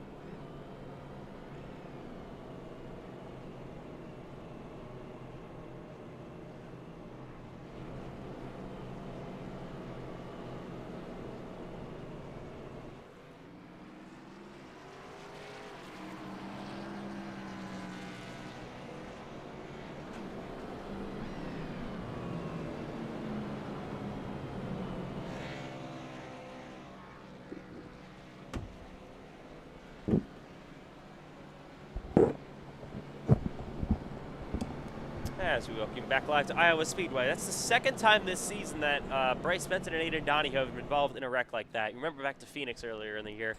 It was very early in the race, I think like lap 3 or 4, and Donahue and Benton just got together and wrecked each other and took themselves both out of win contention. And it looks like a similar thing now happens to Donahue, but he's on the worst end of the stick this time. Outside, going to be choosing again. He goes outside for Hunsicker. Inside goes Cameron Chandler. I think Braden Hunsicker wants to see these shorter runs play out. He's been very good in the short run. Here comes Donahue. Here comes Donahue back down pit road, looking to repair more damage whenever he can. I mean, will we see any retaliation? Who knows, between him and Bryce Benton? He was not happy at all today. He was more annoyed that they were in the bag basically last thing that happened. So, I mean, it's been a very thing that's been not just a one-week thing for Bryce. I know last night it went the other way, but it's not like it was the first time in a while. It's been very recent about all this stuff that's been going on, and it was over for this week. And people are not happy, and someone might take away his championship. I would say, like, Mike Nelson would take away his championship hopes just 1 week. Yeah, I mean, you can't expect to win a championship by doing that stuff. Anyways, back to green in Iowa. Actually, better restart by Cameron Chandler, but again, Payson going to split him down to the bottom. Here comes Lindsay, but Chandler going to try to roll that top. Oh, Lindsay slides up the racetrack, gets loose. Chandler clears him. Here comes Cherry News inside for third. Benton's back there as well.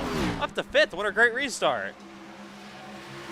Obviously now not the most popular name in the garage, but having a good run, trying to have a recovery drive now. Sean Rowe is back as well. He's repaired most of his damage over these last couple of cautions.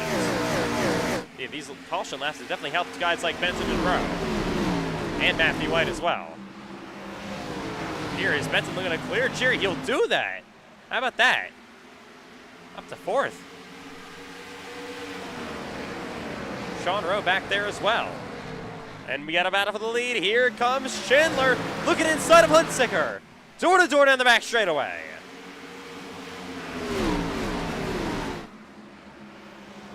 Cameron Chandler on the bottom of the Braden Hunsicker side by side. Coming back down the front straightaway again. Hunsicker will re-clear the 8 car for now.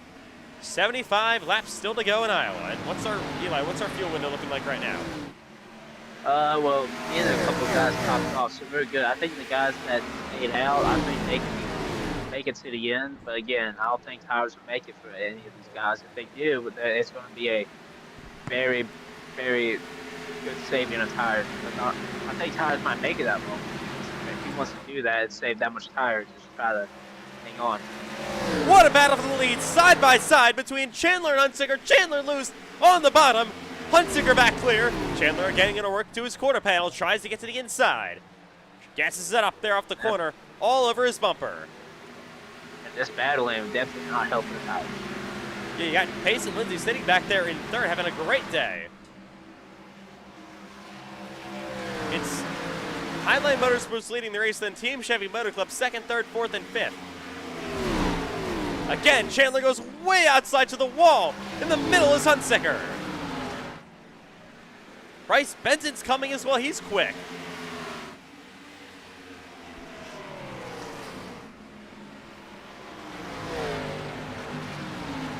Chandler going to have big momentum coming down this backstretch. Where is he going to take it?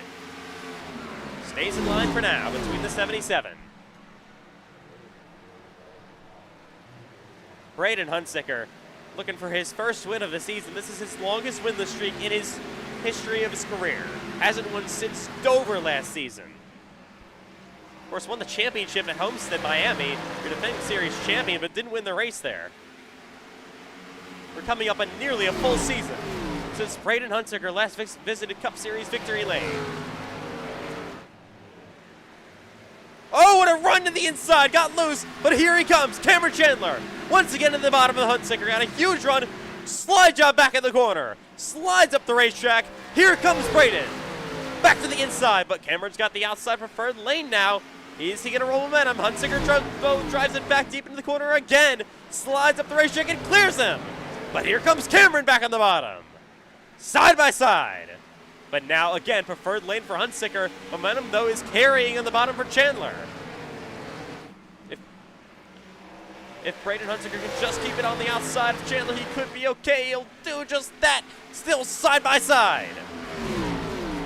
Oh, but now Chandler drives it really deep into the corner. He's going to clear for now. Will run be coming back to the inside? Yes, it will be. Here comes Hunsicker back on the bottom of Chandler again. Lindsay's coming as well. What a battle, side by side, these two. Door to door down the back straightaway. Pace and Lindsay is eking in that gap. Ever so slightly, he's pushing and coming. Up the racetrack goes Hunsicker, nearly to the door of Chandler. Still side by side, but now Chandler clears him. To lap 110 they go. Cameron Chandler for the first time tonight. He leads in Iowa. Hunsicker back to 2nd. See Lindsay, Benton, and Cherry completing your top 5.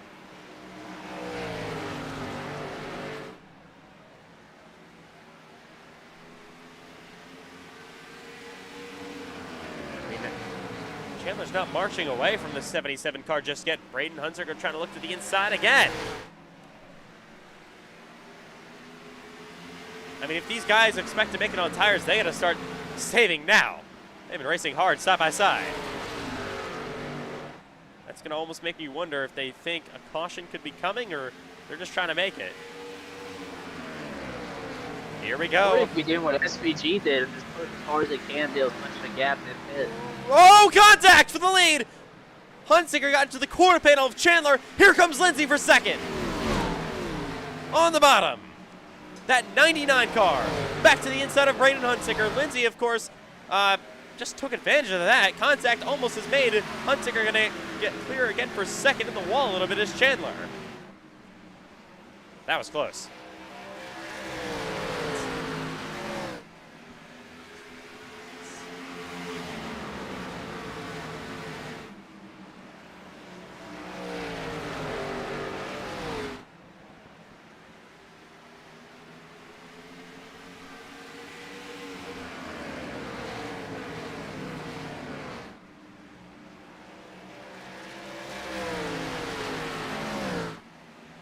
Battle we've had for the lead so far all night long.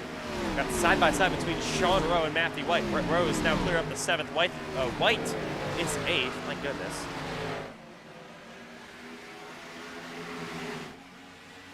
Chandler is now actually starting to pull away a little bit from Hunsicker. Cherry beginning to come on Bryce Benson for 4th. He's got to run. Burying himself down the back straightaway, back into 3 and 4.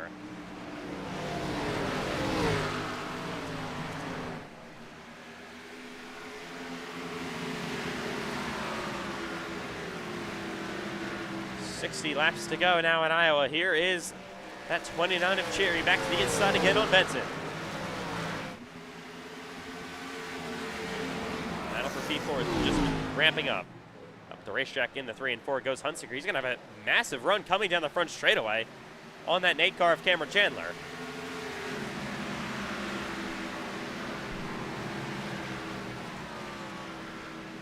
Didn't really gain as much as I thought there.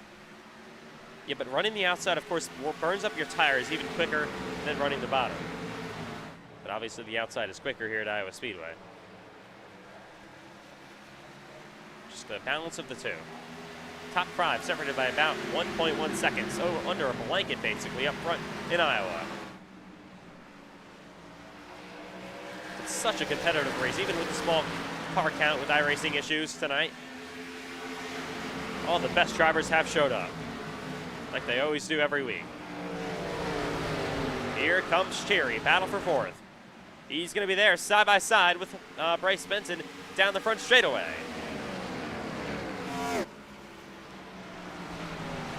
We've seen it all night long. If you just get to the drivers outside, you can roll it and easily clear them within a lap or two. And Cherry does just that on Benson.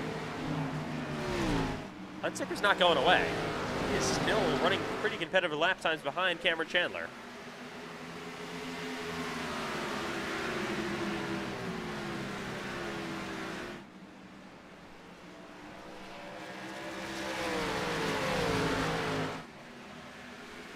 Here we go. Battle starting to heat up between Cherry and that 99 of Pace and Lindsay. Cherry looks really quick. Currently on track, one of the faster cars. Battle for 3rd.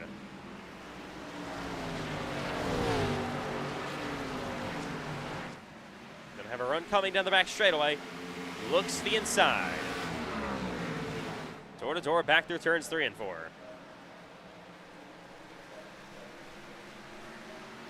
Battle for 3rd place, side by side.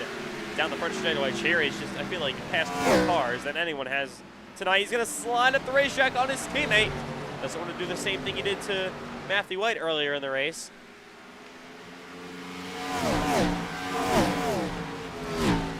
Back into turns 3 and 4. Outside is still that 99 of Pace and Lindsay. On the bottom, of course, Richard Cherry. Cherry should fall back in the line as Lindsay gets a good run on the around the outside again. Hunsicker, though, he's closed the gap back up to Chandler for the race lead. But is Chandler maybe just saving a little bit? Bryce Benson looking inside here again on Cherry. Cherry's going to have good momentum coming on Pace and Lindsay down the front straightaway. He's going to take it to the inside here, side by side for 3rd. Oh, there's contact up the racetrack again. His teammates. Lindsay gonna. All right, that's interesting. Lindsay's gonna fall back to now 4th. Here comes that 9 car of Benson. I don't think Payson is very pleased with Cheery here.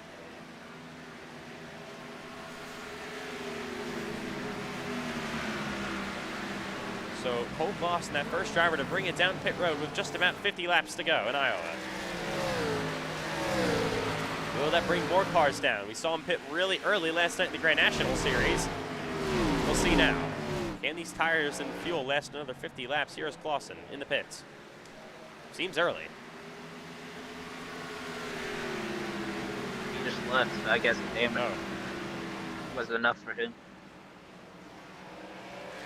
That's unfortunate. We had all cars still on the lead lap until then.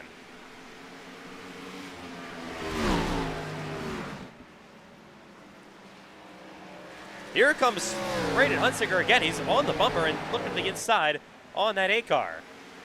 Battle is on for the lead. Up the racetrack goes Hunsicker. In the middle is Chandler. I mean, we really haven't seen a dominant pace from that 8 car of Cameron Chandler since maybe Homestead.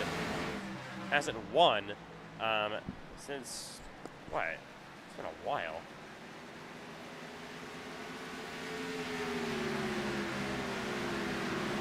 I don't know why I'm blanking on this. When's the last time Cameron Chandler went to victory lane? Oh, it was Homestead. When Homestead and Rocky end this season. That was a while ago. That was back in March.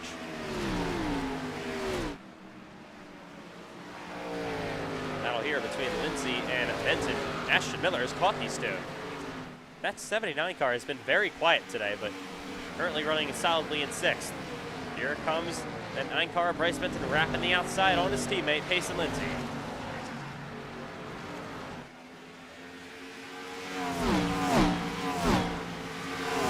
Door to door, down the back stretch in the 3 and 4 yet again. Lindsay actually, going to come to pit road here. All right, so now Payson Lindsay comes. Will this force the hand of people? This will make things very interesting now. I don't know.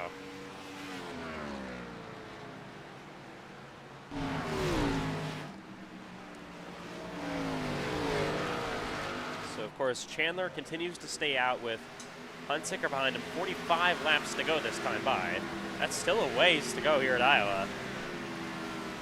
Here's Donahue, now currently runs in the 8th place after that damage has been sustained.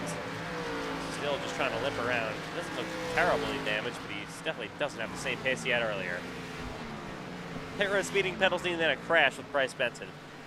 Really couldn't get much worse than that. Here comes Payson Lindsay back at the racetrack. Of course, a lap down after pitting.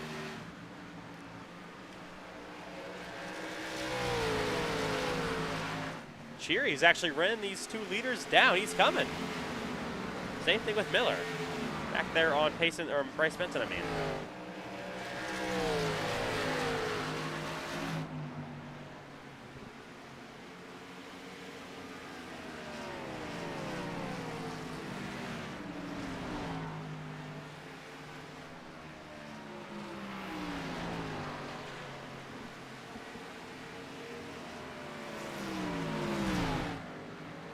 Racetrack back into 3 and 4 goes that 77 Hunsicker, and Cheery is starting to come for 2nd place. Here he comes.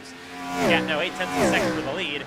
Hunsicker's been pulling back, and Richard Cheery has caught that 77 car. He'll run outside back into 1 and 2. I mean, if I'm Cameron Chandler, I got to be worried about this 29 car.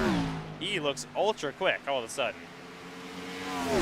Yeah, he's been really good today on that very long. One of your non-chase contenders mixing it up with your championship contending guys. Here he comes outside of Hunsicker. He's there. He's going to easily clear him. 2nd is now Richard Cheery. Hunsicker fights back on the bottom, but it will be to no avail. Will now Braden Hunsicker maybe elect to pit? If I was him, I think I would pit. Because if we see all cars pit here, it's going to be just about who jumps the pit road soonest, who gets the best on the best strategy.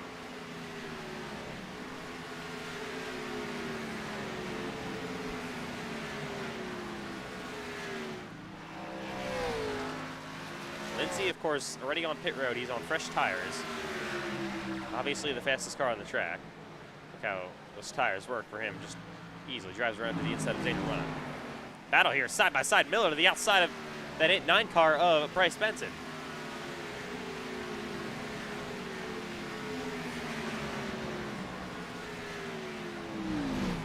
Cherry's beginning to eat the gap in the lead between him and Cameron Chandler. Got a lap, Landon Johnson.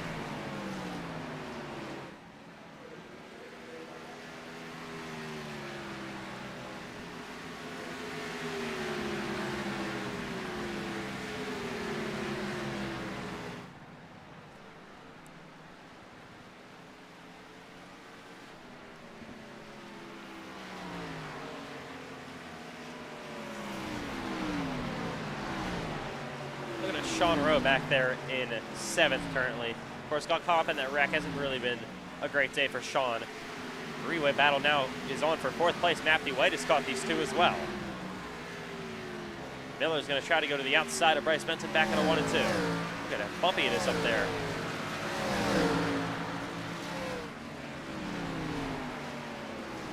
Got momentum coming on Benson back through turns 3 and 4. What a drive to the inside for Matthew White. Going to slide up the racetrack. And back in the line. Miller and Benson had issues with Darlington earlier this season in Grand National. They landed Johnson 3 wide around the lap car there.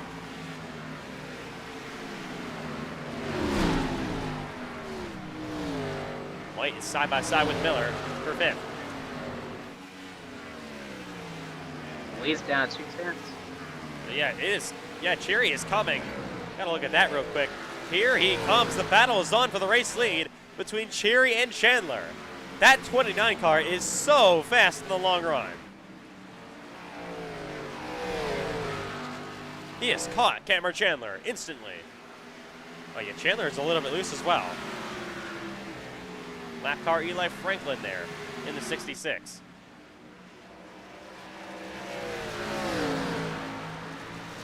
Lap 142 of 175 in Iowa.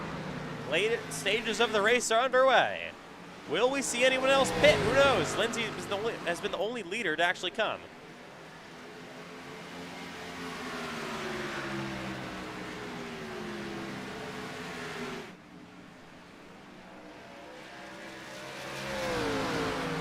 The first chase race of this season in Iowa has absolutely delivered.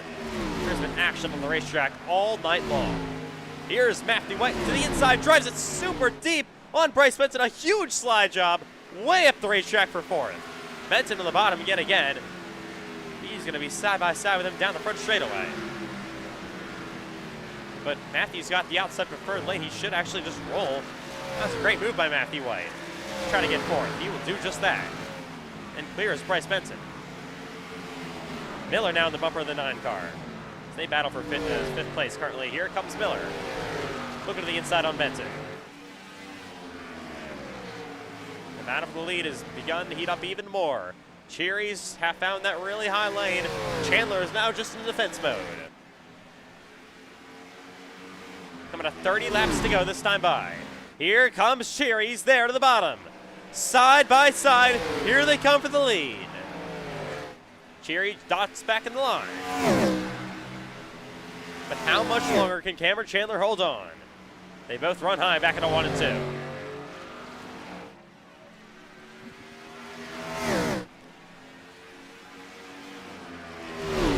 2. Again, they run outside in 3 and 4. You see Cherry way coming to the inside. He is there. They're going to be side by side, I think, down the front straightaway if Cherry can keep the gas in it. Oh, no, he can't. Still, Chandler somehow clears him.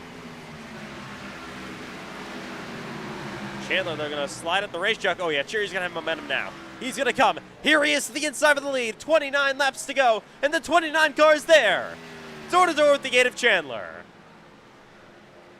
On the gas earlier than Chandler, as you can see, and he is going to clear him. How about that? New leader in Iowa, Richard Cherry.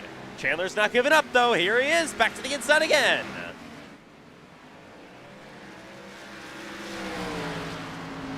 Cherry loses and clears him. I think for good. Unless Chandler gets aggressive. He's still back on the bottom, but outside is going to prevail for Cherry. What a drive. This 29 car, so good in the long run. And he has just driven up to the front of the field and taken the lead from your regular season champion as a non-championship car. How about that? Who would have thought? This chase opener has been incredible so far. One of the best races we've possibly seen all season. We come to lap 150 in Iowa. Getting kind of close to where these guys are basically now, I think, admitting that they're going to stay out the rest of the race.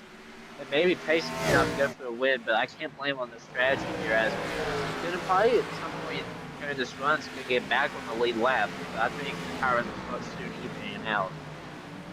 Battle here for P5. Sean Rowe to the inside of Bryce Benton, who'll clear him.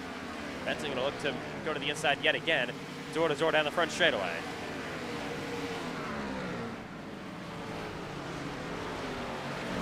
Up the racetrack goes Benton, contact with 20. Yeah, he's going to just drop back in line. He's had a rough race. He really has. Sean Rowe has been coming. He's now inside the top 5. How about that? And he also passed that 79 of Ashton Miller, who was back to 7th. Aiden Donahue still running in P8. Look at Landon Johnson on fresh tires, ripping around the leaders. Well, we saw a caution change everything last night in the Grand National Series race. What will we see here in the Cup Series? Cherry now is pulling away from Cameron Chandler. What an absolutely incredible drive he's put on. But he was just flying on the long run. He is on another level. Up the racetrack goes Chandler behind him. Of course, Cherry not in the chase, but has 2 wins this year at Bristol and Pocono. Of course, filling in for Matthew White at Pocono. Got that incredible first career win that he was trying so hard for so many seasons. Then immediately won in Bristol a couple of weeks later. And here he is in Iowa a few months after that, looking for career win number 3.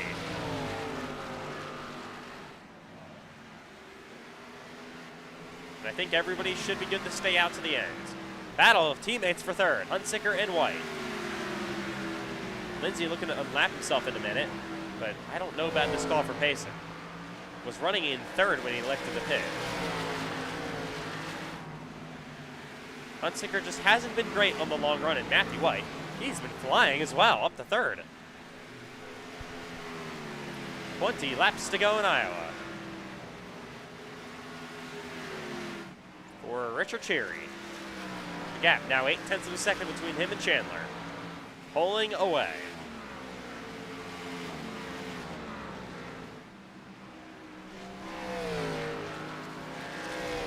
At this point, Cherry's worst competition would be a caution. Here comes Sean Rowe to the outside. He has also had an incredible comeback. He's going to get 4th place from Hunsicker. Hunsicker back on the bottom trying to fight. Oh, he's going to slide up the racetrack, nearly to the door to the quarter panel, but Rowe is clear.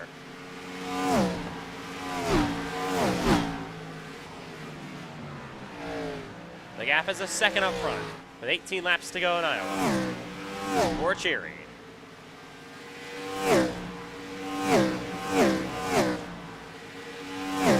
See Ashton Miller kind of on the bumper now of Bryce Benton. This is a battle for 6th. It was a battle for 3rd. Now it's back to P6. Both of them have been passed. They are still nose to tail with each other. Here is Miller, drives it deep to the inside of Benton. Going to be side by side, coming down the front straightaway. Actually, Benton able to get good momentum and re-clear that 79 car. You see Donahue still running in 8th, just not the way he wanted to finish off this night after winning the stage, having probably the best car early on. But Richard Cherry, what an incredible job he has done here to get to the lead with 16 laps to go. And I think this is a good time to go to crank it up here in Iowa to listen to these Gen 4 cars scream around late in the race.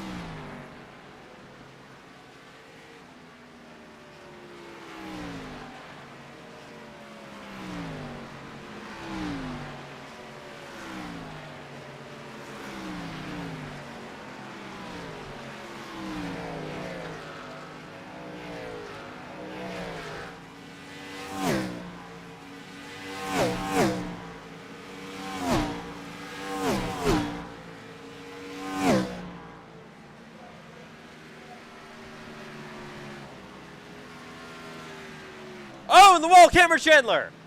in second. That was a big shot. Lost a good amount of time there. Let's take a look real quick how he got up the racetrack. That was very interesting. So here he is back into 3 and 4. Just trying to run the outside and, yeah, hits the cushion. Slips up into the wall. Looks harder than Probably the initially. shortest crank it up you ever heard. What? Probably the shortest crank it up of all time. I know. Well, Cameron Chandler, you can thank him for that. Didn't look like it affected his pace too much. Still, though, is losing time to Cherry.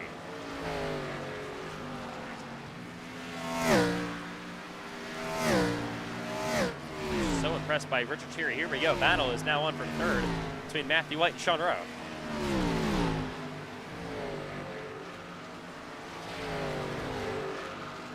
Rowe going to run that middle lane. We're going to have momentum down the front straightaway. 12 laps to go in Iowa.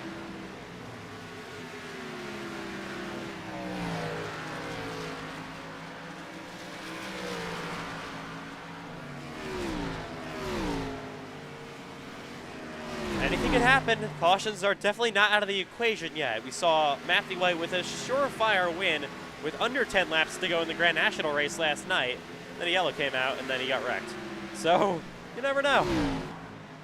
Cheery can't celebrate too early. Not until he sees that white flag and then of course the checkered flag after that. Coming to 10 laps to go this time by. What an impressive drive for Richard Cherry. I do want to go back to see where he actually restarted. So he was... let's take a look real quick.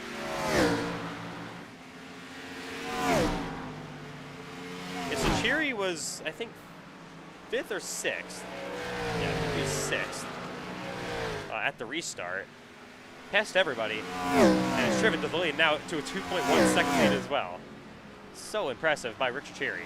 He said last night he just hasn't been in the game lately due to some issues, well not issues, but been busy off the racetrack. But he's back, and his head obviously is in the game tonight. On the very long run, he has just been unbeatable. 8 laps to go. Doesn't want to see a caution at this point. Nobody else is going to be able to catch him. Here's the Showtime cars. Both of them were hoping for a better result. They had better speed than what they are 7th and 8th right now, especially Aiden Donnie. It's so unfortunate. Oh, Braden Hunsinger way up the racetrack. I think he might have a tire down. Not mistaken. No, it looks okay now. I think. He went, I don't know. Definitely looks kind of slow for Braden Hunsinger.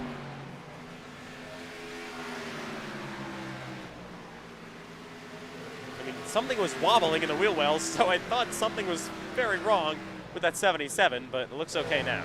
Oh, it is still, I don't know. I think it's just the bumps, actually, up on the top of the track.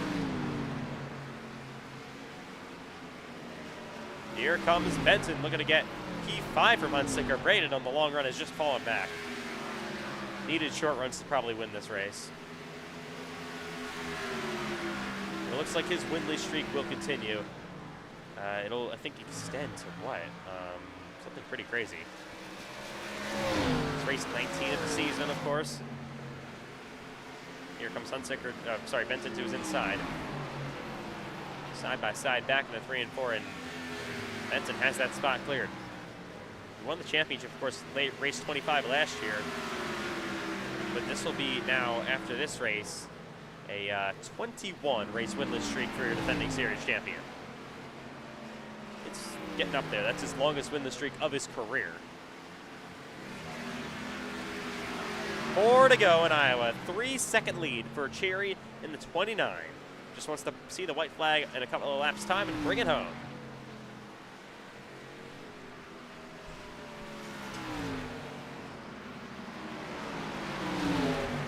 Chandler in second in some traffic here.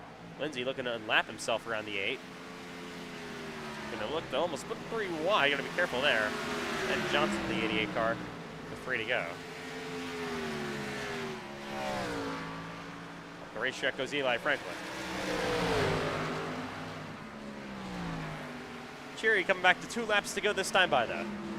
Here at Iowa Speedway. Oh, we have 3 wide action right now. Up the racetrack goes the 77 of Hunsinger. You just lost 2 spots out of Donahue and Miller. This is bad for Hunsicker. Lost 2 more points. Donahue looking to get 6th. Great race charge for that 82 car, side by side with his teammate Ashton Miller. He's going to clear him. P6 now. Here comes Cheery. They're 3 wide right there. Happy they didn't crash. Cheery's going to see the white flag this time by. It is 1 lap to go in Iowa.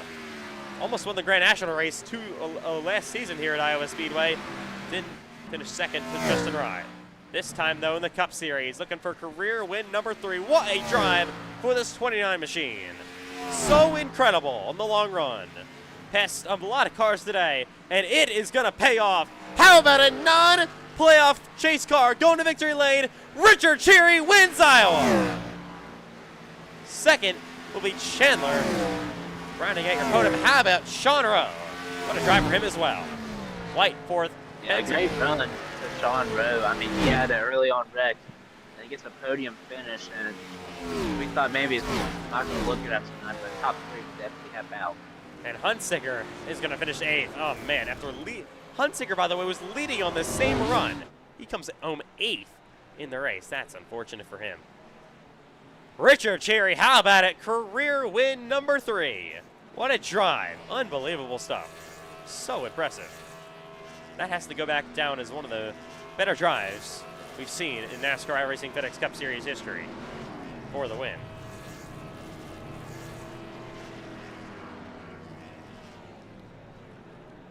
Team Chevy Motor Club and continues their great season with yet another victory.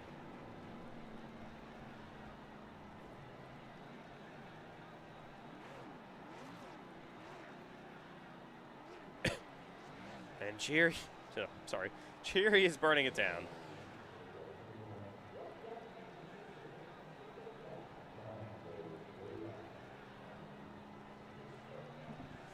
We'll come down to pit road. I don't think there's a victory lane here at Iowa, unfortunately. But just so impressive by the driver of the 29, Richard Cheery.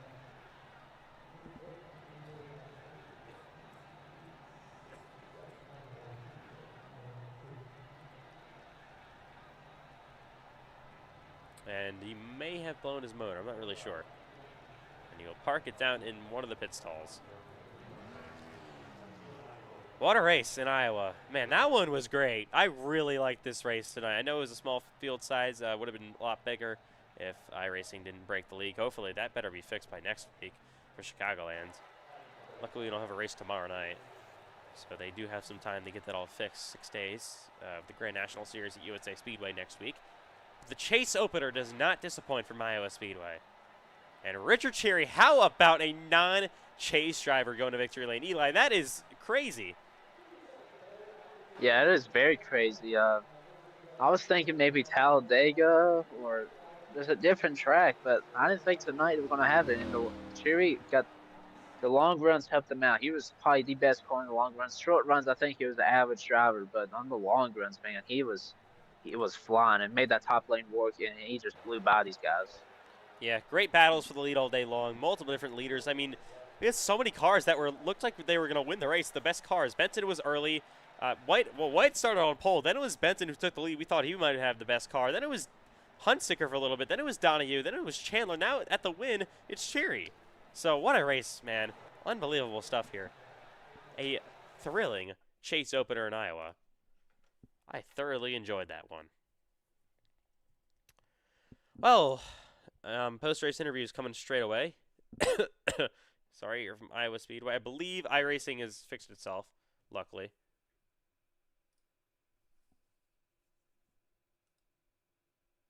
Hopefully, at least. That would be nice. All right.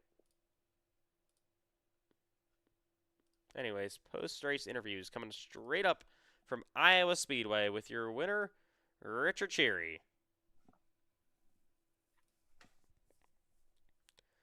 Richard Cheery, what a drive. Unbelievable. I think you restarted either 5th or 6th. You pass everybody in front of you, and you win by 3.5 seconds. I mean, just unbelievable. What a try for you guys. One of the most impressive drives we've seen in recent memory. How did you do it to win the race? Well, I mean, shout out to Carlos Ortiz. First of all, he's a great spotter.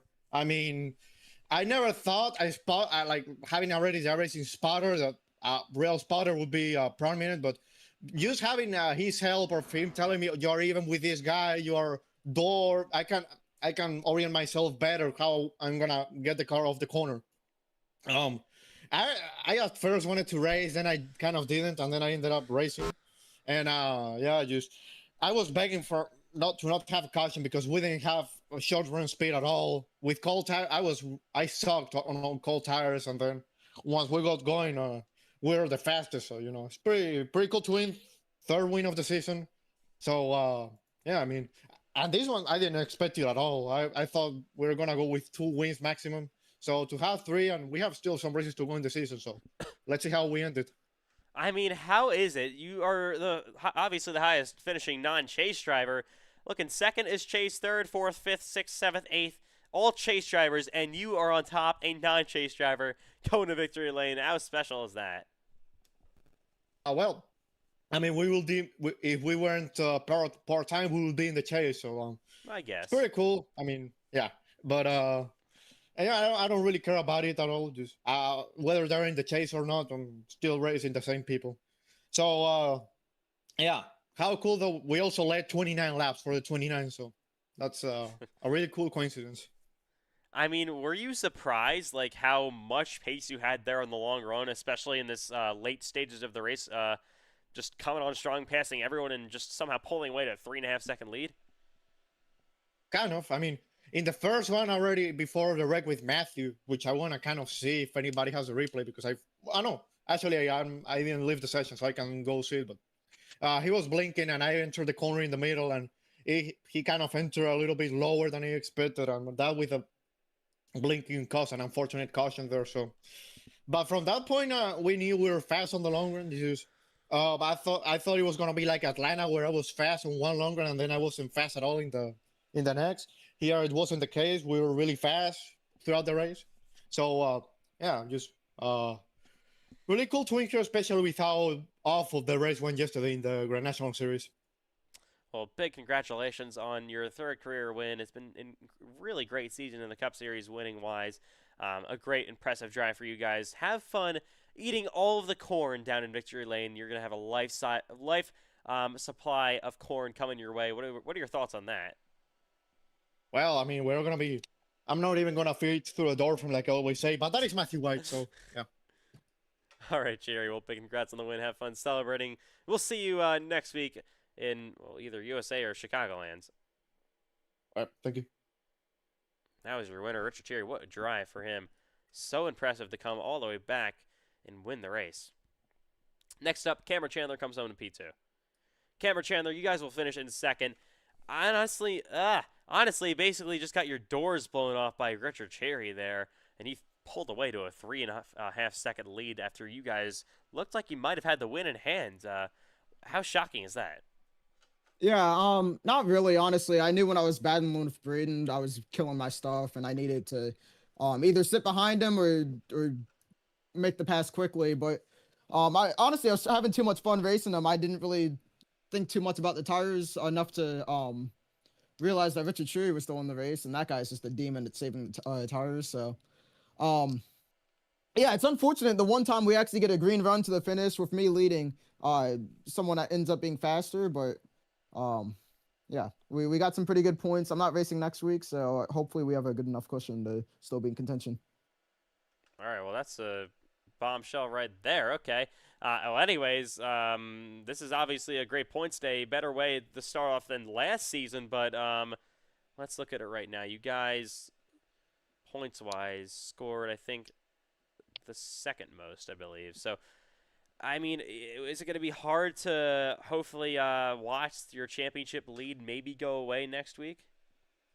How the hell did I only score the second most? Are we counting Cheery? Oh, yeah. Whoops. Yeah. All right. So you scored the most of Chase drivers. Okay. Yeah, well, I mean, I don't expect the points lead to stay. I don't really care if it stays. The regular season championship is the only thing that means something to me. Well, I guess it doesn't really mean a damn anyway. It's FedEx. But that's the only one that's half meaningful. it's not really gonna matter too much after after the season is over. So we'll just go out, try to get some more wins. We had quite a few stolen this season so far.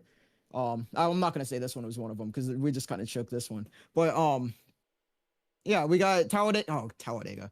I don't know. Hopefully, we'll just have a next good few races. All right, well, you're a fruit. Please crash in Talladega.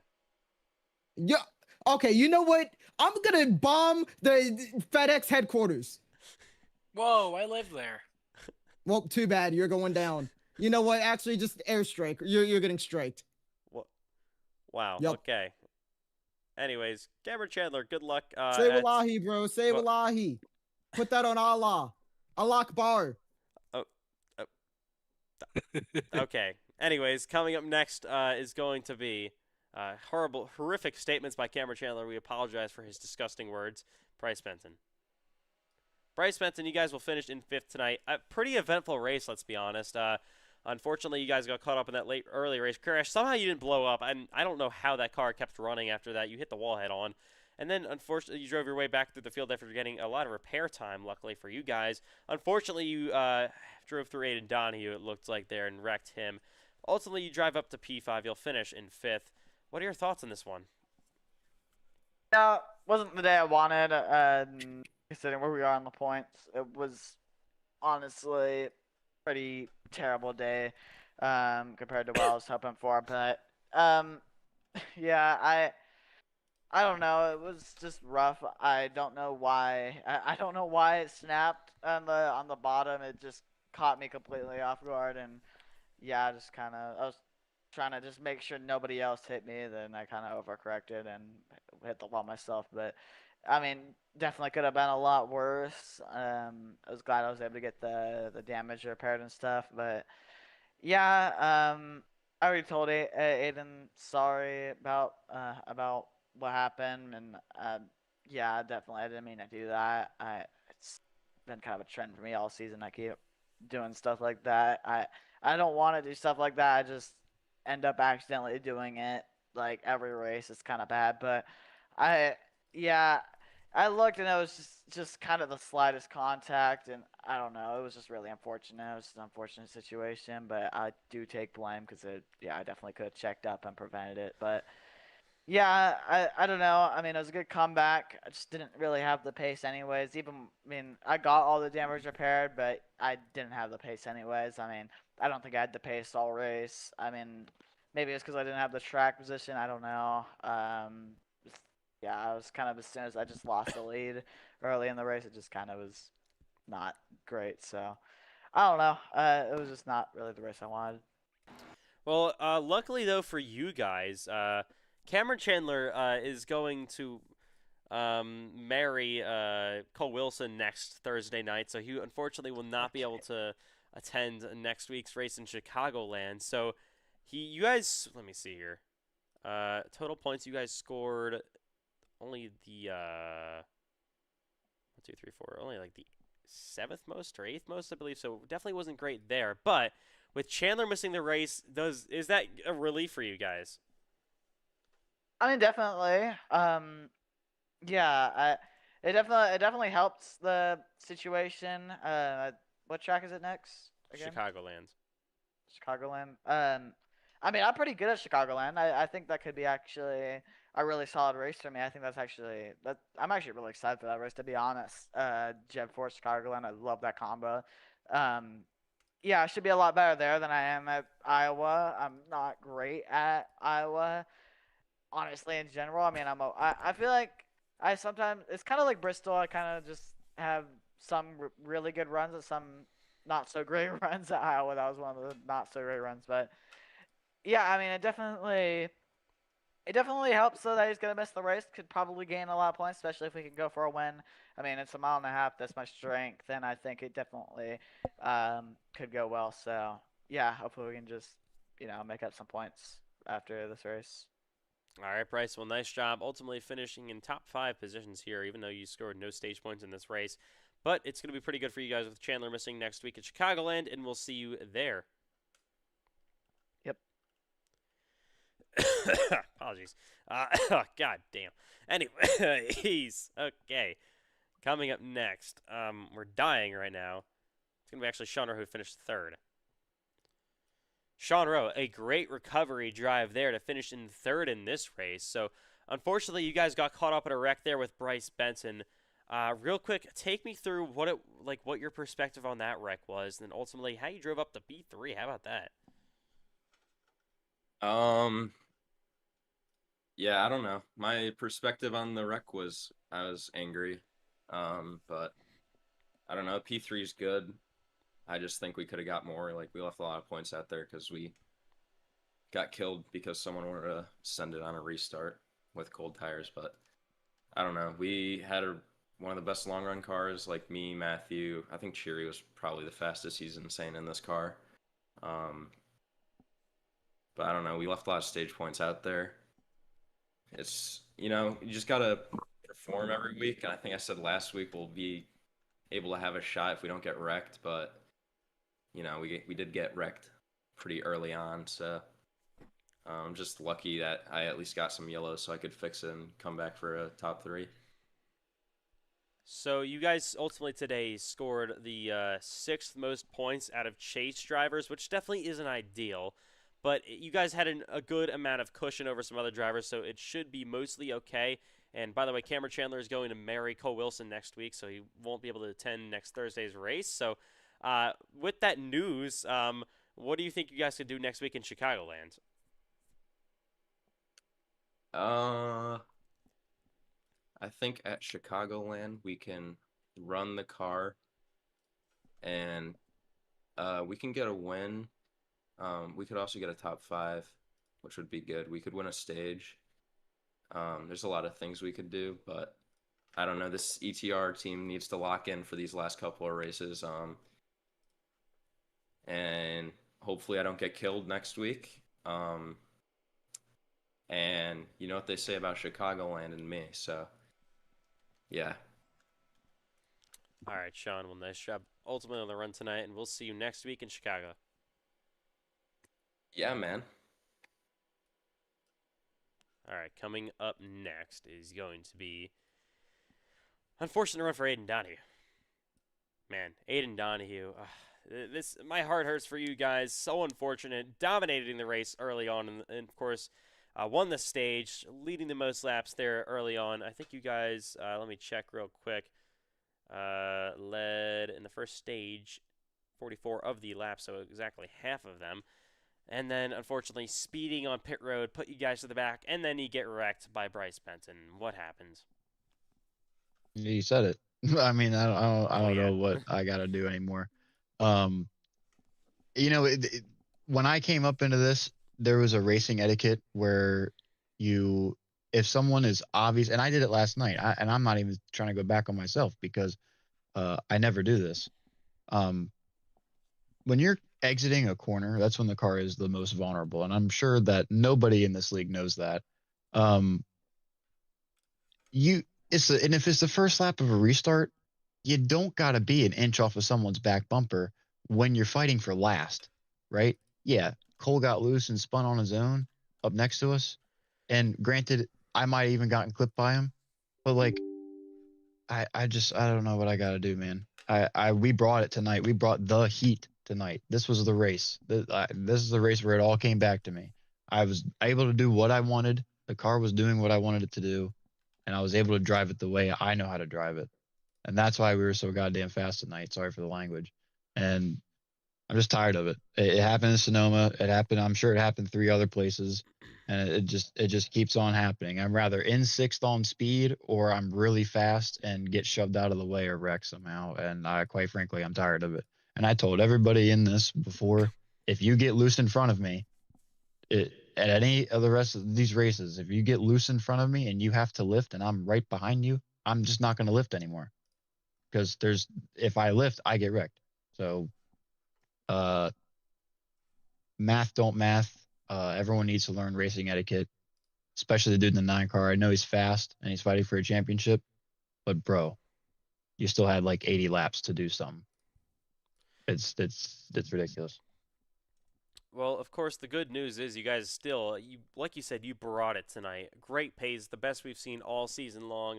We head to a track that I think you guys have. No, you haven't won there. I don't think it's Chicagoland. Maybe Grand. Have you won Grand National Chicagoland? Yeah, when me and Cameron fought like crazy. So a track you've won at in Grand National. You had a decent points to even with that. Still finished in sixth today. So you're not actually that far back. You're only like 15, 14 back on Bryce. And Cameron Chandler is marrying Cole Wilson next week, so he'll be at his wedding next Oh Thursday. He Lord. will not be attending this on next Thursday's race for his fun little marriage with Cole Wilson. But Congratulations. yeah, so basically your battle now is with Bryce Benton for next race, and it's only about 14 points. Does that give you any light there at the end of the tunnel? I hope he doesn't get loose in front of me. No, I'm just kidding.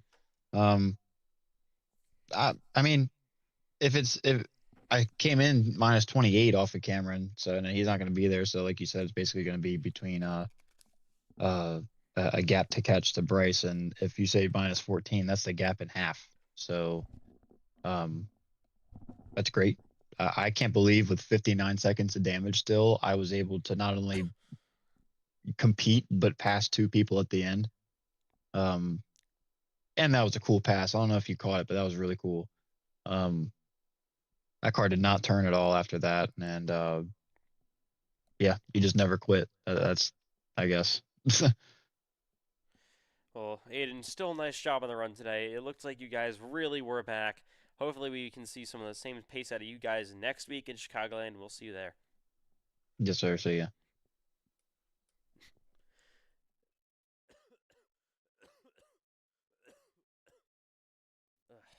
Anyways, Some coming. trailer dying over here. How'd you hear that? I turned my mic off.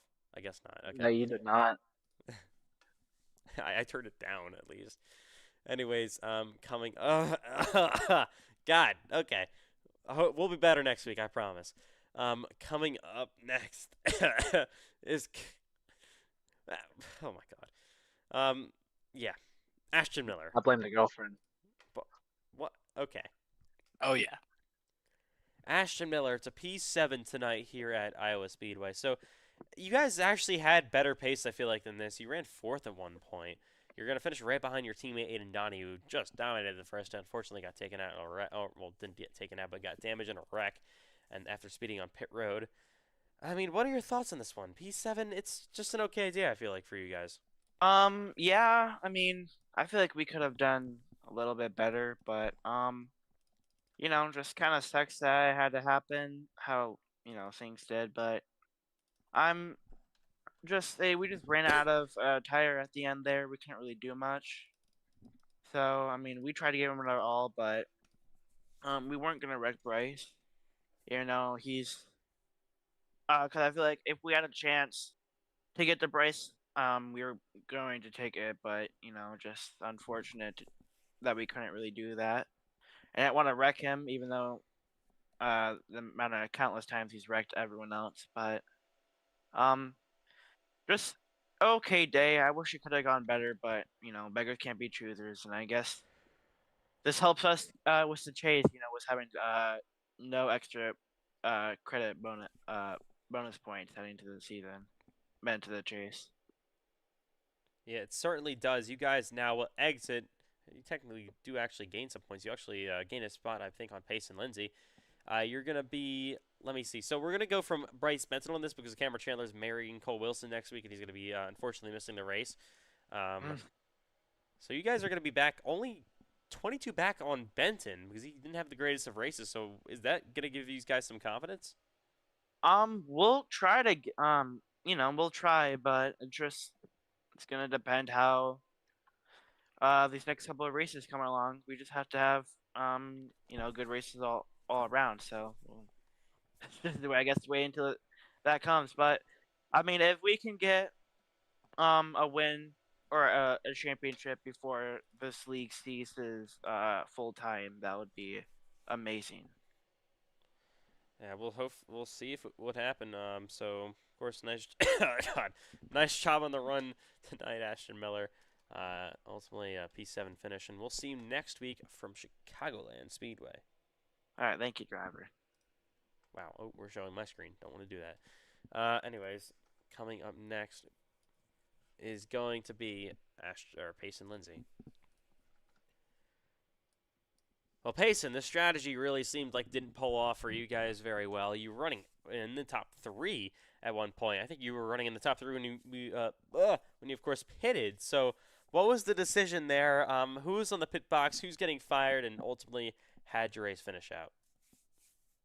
Yeah, I mean, I don't really think we were that great of a car all night. We had, P7 speed there early in the race, just kind of get up there on, half the field, not knowing how to drive in turn 1. But when we got up there, we were able to hang with them for a little bit. But after like 10 laps, we were just awful. So I thought we'd try something different, and I mentioned to my crew chief, Sage Erdman, on the box. They're helping me out today. That we could come down pit road, and he was on board with it. I think it was more of a me call than anything, but. Yeah, I mean, I swear, like, every time we go to this old Iowa track, we almost always have a bad pit call. If you recall, like, lobbies, like, maybe a year and a half ago, we tried to do something similar and it never worked out. I think this one was closer to working. We could have unlapped ourselves, but I was trying to help Cameron a little bit. It didn't really work, but yeah, we were, like, a second and a half faster than them when we first came down pit road, but then once it got later in the run, like 10, 15, 20 laps in, we were just about even. We were maybe a tenth or two faster a lap. So, I mean, if there was a little more tire fall off for them, a little more, if our tires could have held on a little bit longer for us, we could have maybe had something. But that's just something we should have looked into more. But just in general, we got to look more into how to find some speed in these races because we were running. I mean, early in the race, we were running like ninth behind. No offense, but like Cole Clausen and back there almost with Landon Johnson for a little bit. So, I mean, if we can just try and find some track position and land the races, which I mean we've done a good job of before today. We've had top 5 qualifying pace almost everywhere, but if we can just keep that track position, because every time we qualify up front we lose it immediately. If we can just spend the first 20 laps in the top 5, I feel like we can, have a chance there on the long run. But that's just not the case today. Well, of course, God. Next week is Chicagolands. You guys are going to now exit 41 points behind the championship leader, but I think you might have heard Cameron Chandler next week is having a little ceremony marrying Cole Wilson next week. So he will not be attending the Chicagoland race. What are your thoughts on that? Now to Bryce Benton, it's going to be even less than 41. Yeah, I mean, I was not aware of that until today or until just now, but yeah, definitely looking forward to it. I mean, in the past we haven't been that great at Chicagoland. It's been a pretty average track for us. We run about 7th, maybe luck into a top 5, maybe fall back to 9th, just kind of circumstances there. But yeah, I mean, if we can, figure out what we're doing a little bit, probably got to do some sim work and see what we got to do compared to the fast guys. I think we can have a solid top 5 day, and I wouldn't say could compete for the win, unfortunately, but we can at least try. So, yeah. All right, Payson. Well, nice job here on the run tonight, and we will see you next week from Chicagoland. Yeah, thank you. Freeway.com. No. Yeah. No. Yeah. No. Uh-huh. 2 bad throwbacks in one day. Wow. Yeah, sure. All right.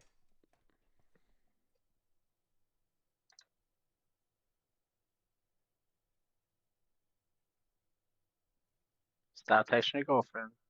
Oh, well, how'd you know? Okay. Anyways, give us just 30 seconds. Mm-hmm. For why? No reason. Someone's upset at him. What? Oh my god, I've heard from you in 2 hours.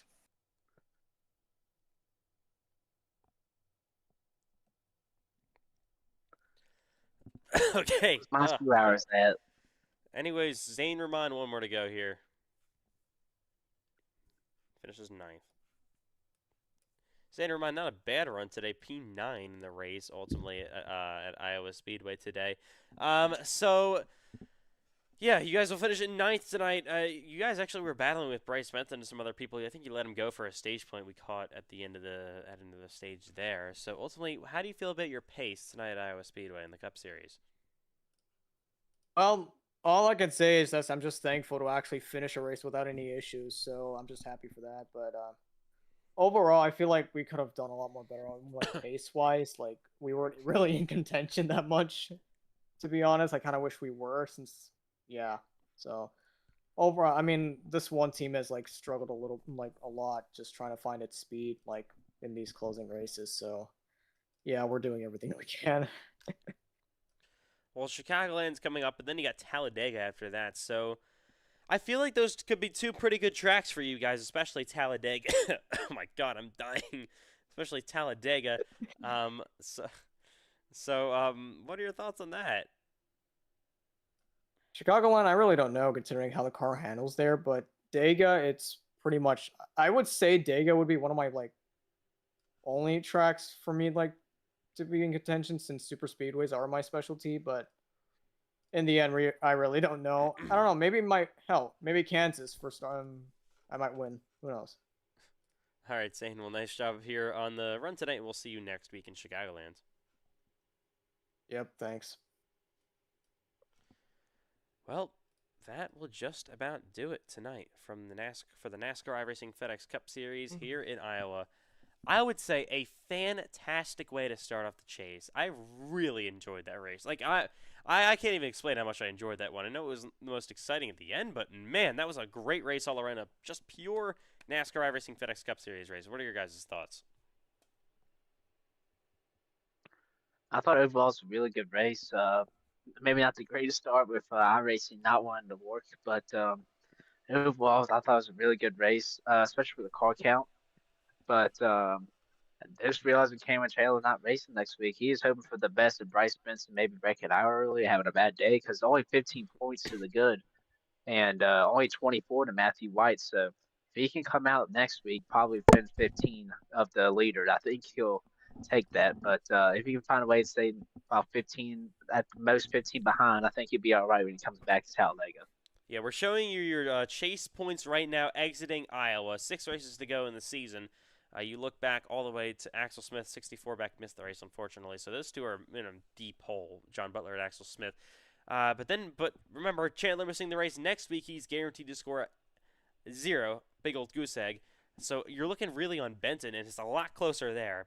Chandler has a 15 lead over Benton, but then Benton only has a 9-point lead over White, only a 10-point lead over Rowe, 15 over Huntsicker, 17 over Donahue, and only about 20-something over Miller. So it's a lot closer than it looks.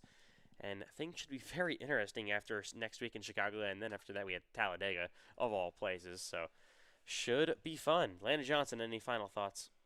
No. What a shock. Well, that will do it.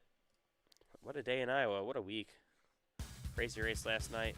Not as crazy today, but still a very solid day all around. And I think this is probably one of the better races we've seen with this Gen 4 car.